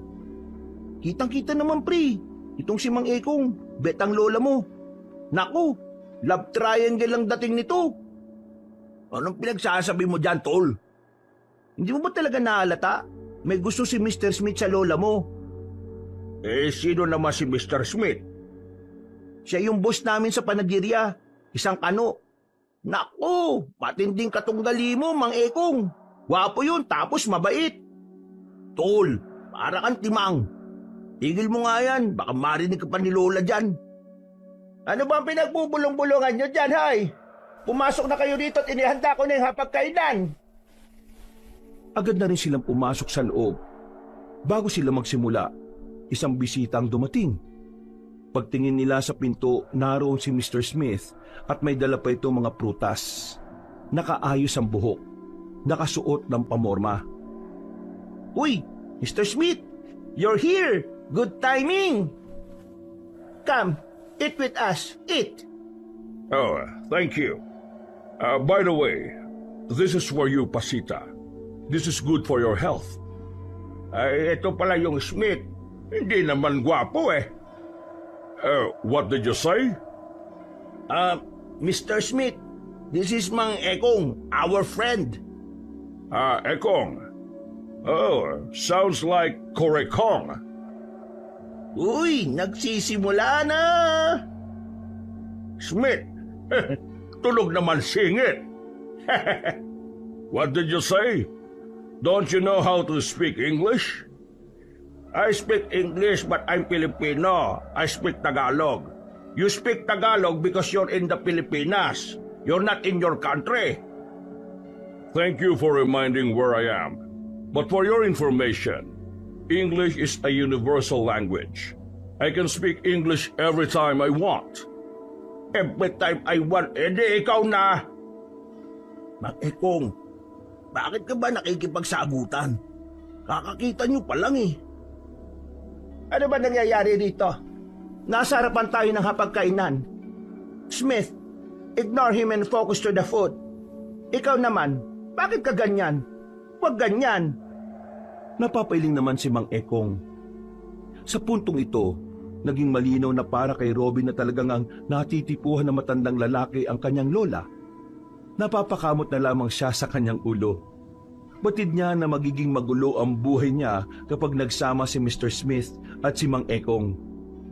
Napabuntong hininga na lamang si Robin, pero buti na lamang ay natahimik na rin ang dalawa. Natapos na mapayapa ang tanghalian nila. Maya-maya pa, nagpaalam na rin si Mr. Smith. Tumingin pa ito ng masama kay Mang Ekong. Ang lola naman ni Robin ay umalis na rin muna para puntahan ng kaibigan nito. Mami ka nga sa akin, Mang Ekong. Gusto mo ba lola ko? Ano? Gusto ko lola mo? Ito talaga si Mang Ekong, oh. Di ka magaling magsinungaling eh. Kaya huwag ka nang magkaila no? Wala namang masama kung aamin ka sa nararamdaman mo. Wala eh. Pagkakita ko sa lola mo, ang ganda kahit matanda na. Nabighani nga ako kagad eh. Lagot ka sa asawa mo. Mumultuin ka noon. Hindi naman siguro masama magmahal ulit. Magmahal ulit? Mahal mo kagad lola ko? Malay natin. Mortal mong kanibal dyan si Mr. Smith. Naku, ano kayang magandang pamagat nito? Ang dalawang bubuyog ng isang bulaklak. Ayos! Hindi na lamang pinagbigyan tuon ni Robin ang love triangle na matatanda. Dahil nang sumapit na ang kinahapunan, dito na muling naging seryoso ang lahat. Bago sumapit ang kinagabihan, muli nilang nilibot ang buong baryo. Nagmasid-masid sila sa mga taong naroroon. Lahat ng mga mukhang hindi pamilyar sa dalawang binata ay binabantayan nila. Sa kasagsagan ng kanilang paglilibot, bigla nilang nakasalubong ang grupo ni Dorobo. Nawala ang ngiti ng mga iyon nang makita si Robin. Nanlalaki ang kanilang mga mata. Hindi makapaniwalang nasa harapan ng taong inisip nilang patay na. O ano? Gulat kayo, no? Teka, patay ka na, di ba? Oo, patay na ako. At itong nasa harapan mo ngayon ay isa na lamang multo. Tinatarantado mo ba ako? Ito bang loko-loko ito ang nambubuli sa inyo? Oo, siya nga ho, Mang Ekong. Lumapit si Mang Ekong kay Dorobo. Nagulat na lamang si Robin at Tino nang biglang sampalin ni Mang Ekong ang lalaki. Sa lakas ng pagkakasampal, ay napatras si Dorobo at nasalo ng mga kasama nito. Rico, siraulo ka ba, tanda ka? Sinintok ni Dorobo si Mang Ekong, pero nagawa lang itong ilaga na matandang manunugis. Sinuntok uli nito si Dorobo sa panga na dahilan ng pagkahilo nito. Hindi mo na mabubuli itong dalawang to. Yan ang tandaan mo. Tatandaan ko ang araw na to. May araw ka rin sa akin, tanda. Pati ikaw, Robin. Tutuluyan kitang burahin sa mundong ito. Kung nabuhay ka sa ginawa namin, sa puntong ito hindi na. Sisiguraduhin ko yan. Hindi na ako natatakot sa mga sinasabi mo. Kaya kung ayaw mo mabugbog ka ng matandang nasa harapan mo, umalis na lang kayo. Masama ang tingin sa kanya ni Dorobo. Pero umalis na lang din ang mga yon kaysa masaktan pa si Mang Ekong. Sa ginawang yun ng matandang lalaki ay bumilibang dalawang binata. Ngayon lang sila nakakita na matanda na ganun kalakas ang suntok. Matagal-tagal na rin akong hindi nakasuntok, ha. Masaya pala. Natatawa na lamang ito. Maya-maya pa pinagpatuloy na rin nila ang kanilang paglilibot. Nang mapadaan sila sa isang abandonadong simbahan sa bandang dulo ng Baryo Malolos, hindi kumukulo ang langis na dala. Pero nagiging aktibo ang daladala nilang mga anting-anting. Isang matibay na senyales na sa lugar na yon may negatibong enerhiya. Sandali lang. Bakit ho? May kakaibang presensya rito sa lumang simbahan na ito na hindi kayang maramdaman ng langis. Kumanda kayo. Malakas to. Anong klaseng aswang ba yan? Kabunan. Lakas loob silang pumasok sa simbahan. Bumungad sa kanila ang loob na tila nilalamon na ng mga halamang gumagapang. Ang mga pader, kitang-kita ang kalumaan. Sa bandang harapan naman ng altar, naroon ang isang matandang lalaki. Nakaupo ito. Nang maramdaman sila, ay agad na itong lumingon sa kanila. Tinutukan pa ni Tino ng ilaw ang matandang lalaki. Dito nila nalaman na matandang yun pala ang matandang nakita nila sa mabahong bahay.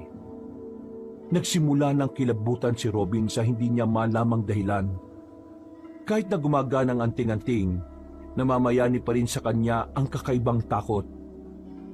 Magandang gabi sa inyo. Mabuti naman at napadalo kayo sa tahanan ng Diyos. Bakit hindi niyo ako samahan magdasal, mga kaibigan? Saan ka kumuha ng lakas ng loob para humarap sa Diyos? Diyos? Diyos ba ang ribultong yon? Simento lang yan na inukit. Ikaw ba ang pinuno ng mga aswang? Pinuno? Ha! Mali yata ang pagkakakilala mo sa akin. O baka sadyang hindi mo ko kilala. Kung ganon, sino ka ba? Hindi ako ang pinuno nila. Ako ang kanilang Panginoon. Panginoon? Sinasabi mo bang ikaw ang pinakamalakas? Depende. Kung gusto mong malaman, bakit hindi mo ako subukan? Pwede naman. Simulan na natin ngayon. Pero hindi dito. Bilang paggalang na rin sa sinasamba niyong ribulto. Pagbabayarin kita sa pambabastos mo sa pinaniniwalaan naming Diyos. Sa kapatagan, sundan niyo ako! Lumundag na mataas sa matandang aswang papunta sa malaking bintana. Tumakbo yun na mabilis paalis. Dumagungdong na ang dibdib ni Robin. Hindi niya inaasahan na makakaramdam siya ng ganong klase ng takot. Buong akala niya, hindi na siya paghaharian ng pangamba. Pero nagkamali siya. Ito na ang laban na hinihintay natin, Robin, Tino. Alam ko natatakot kayo. Pero kailangan nyo maging matatag. Lalong-lalo ka na, Robin. Kapag hindi nawala sa puso mo ang takot, mas lalong hindi gagana ang anting-anting.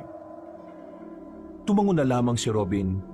Huminga siya na maluwag at saka lumabas na rin siya sa simbahan na iyon. Nagmamadali silang nagtungo sa kapatagan na hindi naman kalayuan sa kanilang baryo. Naghintay doon ang matandang gabunan. Bago tayo maglaban, gusto ko munang sabihin ang pangalan ko. Para kapag namatay kayo, alam nyo kung sino ang pumaslang sa inyo. Ako nga pala si Garing. Wala kaming pakialam. Mukhang malakas ang loob mo, bata. Alam mo ba kung bakit hindi ko na kayo hinabol nung gabing yon? Kasi, inisip ko na wala namang kayong kwenta. Lalong-lalo ka na. Pero ngayong nandito ka, wala ka ng kabilang braso. May lakas ka palang loob na talaga sumama sa ganitong uri ng laban? Kabila lang naman ang wala sa akin. Meron pa akong isa. At hindi naman ito nakakaadlang para pigilan ang masasama mong balak. Sige, tingnan natin kung ano magagawa ng antingerong bagito na may kulang pa sa katawan. Padaldal ka rin, ano? Simulan na natin to! Teka. Kailangan pa ba ako dito? Agad na pinagganan ni Robin at Mang Ekong ang kanilang anting-anting. Umilaw ang mga yon at saka nagkaroon sila ng kakaibang bilis. Sabay nilang inatake ang matandang si Garing, pero nagawa nitong ilaga ng unang atake nila. Tinatawanan lang sila nito. Tila nilalaro lang ang laban na yon. Iyan na ba ang kapangyarihan ng anting-anting nyo? Palahimik ka! Nagsisimula pala tayo! Muling inato ni Mang Ekong ng espada ang kanilang kalaban, pero nakaiwas pa rin yon. Hindi naman nagpahuli si Robin. Tumalon ito na mataas. Nakakuha ito ng tamang pagkakataon. Tinamaan niya ng espada ang tagiliran ni Mang Garing. Pero wala yung talab. Hindi man lang yun nasaktan. Ako naman! Kinabigla ni Mang Ekong ang pagsulpot na matandang aswang sa gilid niya. Nahawakan ng kanyang kamay. Naagaw ang espada at sinuntok siya ng malakas sa sikmura. Tumilapon si Mang Ekong. Aatake ulit sana si Robin pero naunahan siya ni Mang Garing. Hinablot siya. Binalibag sa may puno at saka itinapon ang espada sa kung saan. Kinabahan naman si Tino nang tumingin sa kanya ang gabunan. Ikaw na ang susunod na mababalian ng buto! Akala mo natatakot ako sa iyo? Manda ka sa akin! Tumakbo palapit kay Mang Garing si Tino. Paghagupit nito ng hawak na itak, nahawakan siya ng gabunan sa liig. Pwersado siyang binalibag nito sa lapag, dahilan para hindi agad makatayo ang binata. Hindi pa ako nagsiseryoso pero lahat kayo nakahiga na. Paano nyo ako mabibigyan ng magandang laban kung ganyan kayo? Huwag kang magpakampante. Wala pa tayo sa kalahati ng laban. Muling ginamit ni Mang Ekong ang anting-anting. Sa kanyang kakaibang bilis at lakas, nagawa niyang makalapit at makapagpadapo ng malakas na suntok. Tinamaan niya sa panga si Mang Garing. Sa lakas ng suntok ay bumalandra ito. Sa pagkakataong yon, naramdaman ng gabunan ng lakas ni Mang Ekong. Pagtayo nito, inayos-ayos pa nito ang panga. Ha? Hindi na masama, ha? Malakas ka rin naman pala eh. Ang dami mong satsat! Gamit ang kaliwang kamao, sinuntok din ni Robin ang matandang gabunan. Tinamaan niya naman yon sa tagiliran. Dahilan para sumuka ng dugo ang kanilang kalaban. Hindi pa nakontento si Mang Ekong at Robin. Sabay nilang inatake ang aswang habang hindi pa ito nakaka-recover. Tadyak, sipa at siko ang binigay nila sa gabunan. Bugbog ang inabot ni Mang Garing. Napalood na nga ang isang tuhod nito. Magaling! Magaling! Mahusay kayong dalawa. Ngayon ko na lang ulit naranasang mabugbog sa haba ng pananatili ko rito sa mundo. Ngayon, nakakasiguro na ako mabibigyan niyo nga ako ng magandang laban. Umitim ang lahat ng katawan ni Mang Garing. Humaba naman ang buhok nito at naging kulay puti. Naging maskulado ang katawan. Kumuba ang likuran pero bahagyang tumangkad. Robin, maganda ka. Yan ang tunay niyang anyo. Andang-anda na po ako. Muling umilaw ang kanilang anting-anting. Ramdam na ni Robin ang enerhiyang dumadaloy sa kanyang mga ugat. Maya-maya pa, nagpatuloy na nga ang laban. Umatake ang gabunan. Sa sandaling ito, naramdaman nila na mas lumalakas ito kumpara kanina. Tila nawala ng saysay ang bugbog na ginawa nila dahil muli itong lumakas. Ayan na! Hindi na nabantayan pa ni Robin ang galaw ng kanilang kalaban. Naramdaman na lamang nila ang mabigat na kamao sa kanyang tagiliran. Dahilan para mamilipit siya sa sakit. Buti na lang talaga, suot niya ang anting-anting kaya nagagawa niya pang makabangon. Agad na dumistansya si Robin. Bigla na lang siyang hiningal ng dahil sa nangyayari. Habang si Mang Ekong naman, sinusubukang patamaan ang kanilang kalaban. Ang kaso nga lang, tila kalkulado na ni Mang Garing ang kanilang mga galaw. Pahihirapan ko kayo hanggang sa magmakawa na kayo para sa mga buhay ninyo! Nahuli ni Mang Garing si Mang Ekong. Pagsuntok ng gabunan sa balakang ni Mang Ekong ay narinig nila ang paglagutok ng buto. Napasigaw na lamang si Mang Ekong. Bumagsak agad ito sa lapag at ininda ang pagkabali ng kanyang balakang. Ano? Matanda ka na nga! Kaunting sagi lang nabalian ka na. Mukhang wala naman ako mapapala sa'yo Kailangan ko na yatang ito ng atensyon ko sa lalaking ito. Humarap si Mang Garing kay Robin. Naramdaman ni Robin ang nabubuhay na kaba sa kanyang dibdib. Pero pinipilit niyang alisin yon sa kanyang kalooban. Muli siyang nagsagawa ng matinding konsentrasyon. Hanggang sa mga oras na yon, kakaunting parte pa lang ng anting-anting ang nagagamit niya. Hindi niya pa rin nailalabas ang pinakakapangyarihan nito. Paglingon ni Robin sa kanan niya, nakita niyang naroon na bigla ang kalaban niya. Alerto siya sa mga sandaling ito, kaya matagumpay niyang naiwasan ang suntok ni Mang Garing. Pero hindi siya naging kampante. Pinag-aralan niya ang bawat galaw ng gabunan. Pero nahihirapan pa rin siya. Pabago-bago kasi ang estilo ni Mang Garing. Wala ka na bang ibang gagawin kundi umiwas? Mag-iingat ka, Robin! Nababasa niya ang mga galaw mo! Si Robin naman ang umatake. Magkakasunod na suntok ang kanyang ginawa pero tinatawanan lang siya ni Mang Garing. Umiilag-ilag lang din ito sa kanya. Kaya ang ginawa ni Robin, bigla na lamang siyang huminto. Nagtaka naman ng gabunan kung bakit. Nang mawala sa depensa si Mang Garing, saka siya lumapit ulit. Naging matagumpay ang pagsira niya sa konsentrasyon ng kanyang kalaban. Isang malakas na suntok ang kanyang ginawa. Pinadapo niya yun sa dibdib ni Mang Garing. Yun ang naging dahilan kung bakit napagtanto ni Robin na kaya niyang talunin ang aswang na yon. Nakita niya kasing nasaktan si Mang Garing sa ginawa niya. Anong problema? Bakit bigla ka yatang nagseryoso? Hindi ba masakit ang ginawa ko? Gusto mo bang dagdagan ko? Eto pa! Hindi nakailag si Mang Garing sa sunod niyang suntok. Tinamaan niya sa kaliwang panga ang gabunan. Tumilapon yun at bumulandra. Isang kamay lang ang panunto ko pero siguradong mabubura ka sa mundo. Bumangon si Mang Garing. Inayos-ayos nito ang panga nito.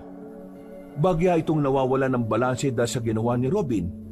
Pero ang ipinagtataka ng binata ay kung bakit nagagawa pa rin tumawa ng matandang gabunan. Bakit? Anong nakakatuwa? Natatawa ako, alam mo kung bakit? Kasi napagtanto ko na yun na pala ang pinakamalakas mong atake. Sa sinabing yun ni Robin, tila nagkaroon din siya ng pagkabahala.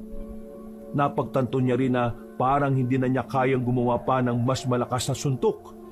At dahil doon, tila nagkaroon na naman siya ng pag-aalinlangan. Sa isang iglap, nabago ang kanyang moral. Buhay pa rin ako kahit yun ang pinakamalakas mo.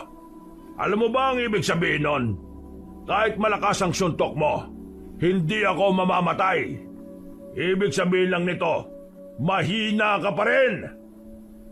Huwag kang makikinig sa kanya, Robin. Sinisira lang niya ang mentalidad mo. Ginugulo ka niya. Mag-focus ka. Huwag kang magpapadala sa mga sinasabi niya. Kahit anong gawin mo, isa ka pa rin nilalang na may kulang sa katawan. Kaya kahit na kailan, hindi mo matatalo ang mga nilalang na kompleto. Huwag ka mag-alala.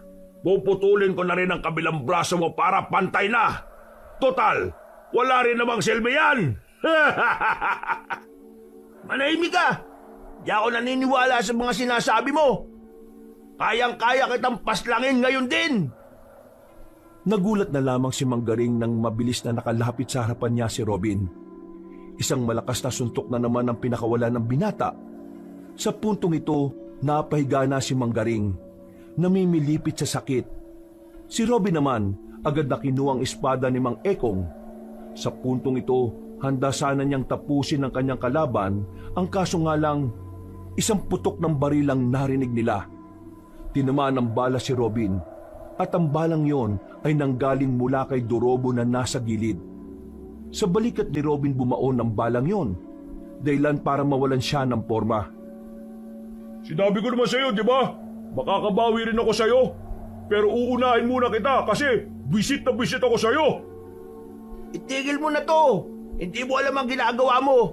Hayaan mo akong tapusin ng aswang na yan. Aswagin mo ang mukha mo. Patay na yan, kaya ikaw naman ay susunod ko. Hindi ito tungkol sa idwaan nating dalawa. Tungkol ito sa kapayapaan ng lahat. Umalis ka dyan. Wala akong pakialam sa sinasabi mo. Papatay na kita ngayon. Nang idikit na ni Dorobo ang daliri sa gatilyo, naramdaman na lamang nito na bumangon si Manggaring sa likuran. Akmang sasakmalin sana si Dorobo pero mabilis itong tinulak ni Robin. Kaya ang nangyari, si Robin ang nadali ng kagat. Natapyas ang kaliwang balikat niya, habang ang kanang balikat naman ay may tama naman ng bala. Sa mga pagkakataong ito, bumaliktad na naman ang ihip ng hangin. Nakabangon muli si Manggaring. Tila bigla itong nabuhayan. Ikaw, anong pangalan mo? Aswang ka? Tinatanong kita. Sige, lumapit ka. Babarilin kita. Inago ni Manggaring ang baril ng walang kahirap-hirap at saka pinalo kay Dorobo na dahilan kung bakit nawalan ito ng malay. Salamat sa tatanga-tangang tao na ito. Nagpapanggap ka lang palang lupaypay kanina. Hindi. Totoong nahihirapan na ako makabangon kanina. Alam mo kung bakit ako nakabangon ulit? Kasi nakakita ako ng kasamaan. Yun ang nagpapalakas sa akin. Magsasalita pa sana si Robin nang biglang lumusob na sa kanya ang matandang si Garing. Kahit gegewang-gewang ay malakas pa rin ang suntok na pinamalas nito sa kanya. Tumilapon na naman si Robin. Sa mga oras na ito, ang binata naman ang hirap nang makatayo. Oras na yata para tapusin kita. Lalaking putol ang kanang braso. Kinuha nito ang espada sa lapag. Nang makita yun ni Mang Ekong ay nagsisigaw ito sa galit.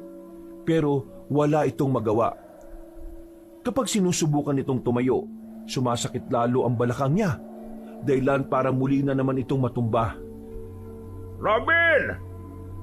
Umiiyak na yung matandang yun, oh! Alam niya kasing ngayon na ang huling sandali mo sa mundo. Yun ang akala mo. Anong pinagsasabi mo? Hindi mo ba nakikita? Wala ka na magawa? Sumilay ang nakakalokong ngiti ni Robin. Muli, lumiwanag ang anting-anting niya. Pero mas malakas ang liwanag na inilabas nito sa pagkakataong ito. Nang mawala na ang liwanag, nagulat na lamang si Manggaring nang makatayo na ulit si Robin. Sa wakas, naintindihan ko na rin kung ano ang tunay na lakas ng anting-anting ko. Kailangan ko lang pala talagang maniwala na kaya ko. Ha? Paano nga? Hindi na nagsayang ng pagkakataon si Robin. Ginamitan niya ang kapangyarihan ng anting-anting. Umilaw ang kanyang mga mata. Nagkaroon naman ng kuryente ang kanyang kaliwang kamao. Nang isuntok niya yon kay Manggaring, nagtunugan ang mga buto nito. Isang suntok lang ang ginawa niya pero namuti na ang mata ng gabunan. Agad-agad na bumalik ang anyo nito sa dati bilang isang pangkaraniwang matanda. Isang suntok ka lang pala gabunan eh. Nagawa mo, Robin! Nagawa mo! Nilapitan ni Robin si Mang Ekong. Hinawakan niya ang balakang na matanda. Pumikit ito sandali. Pagdilat nito, nawala na ang bali sa balakang na manunugis. Hindi makapaniwala si Mang Ekong na mataas na ang level ng panggagamot ng tunay na kapangyarihan ng anting-anting. Napagaling mo ko. Tunay nga. Yan ang totoong kapangyarihan ng anting-anting. Ngayon natalo na natin ang Panginoon ng mga aswang. Oras na para ubusin naman natin ang iba pa. Umalis na rin sila sa lugar na yon. Hinayaan na lang nila si Dorobo na walang malay doon. Sa parehong gabi, hinanap nila ang mga aswang. Dahil sa kapangyarihan ng anting-anting ni Robin, madali nilang natutunto ng mga yon. Inisa-isa nila ang mga angkan. Inabot na sila na madaling araw kakapas lang sa mga yon. Pagsapit naman ng umaga, tuluyan na nga nilang natalo ang mababangis na nilalang. Lumipas ang 2 linggo. Nakarecover na rin sila sa mga nangyari. Wala na ang mga aswang. Wala nang problema. Ang tanging iniisip na lamang ni Robin ay ang 3 matatanda. Do you like my pasita? Are you serious? You're a stranger. Then now, you're here saying that you like my pasita? May pasita ka dyan. Hindi pa kayo, no? Kaya may pag-asa pa ako. Mr. Smith, sorry, my bet is Mang Ekong. Ako, lumabang kami sa aswang kasama nitong si Robin. Niligtas namin ang buong probinsyang ito. Eh ikaw, anong niligtas mo? What do you can do to the Barrio Malolos? What? What did you say? Ewan ko sa iyo, bungol. I'm not bungol. Stop it! Stop fighting in front of the food! Ang kukulit ninyo! Yari kayo ngayon! Nanahimik na rin ang 2 matandang lalaki na makita nilang naaasar na sa kanila si Aling Pasita. Si Robin naman ay umiiling-iling na lamang dahil sa nangyayari. Ilang araw na rin kasing pinagtatalunan ni Mang Ekong at Mr. Smith kung sino sa kanilang 2 ang magiging nobyo ni Aling Pasita. Ganun pa man, masaya na rin ang binata. Kahit araw-araw pang maging maingay ang pamilyang yon, ang mahalaga naman sa kanya ay nasa ligtas na sitwasyon na ang lahat. Walang panganib, walang gulo, at higit sa lahat, wala ng mga aswang na manggugulo sa kanilang lahat. Wakas,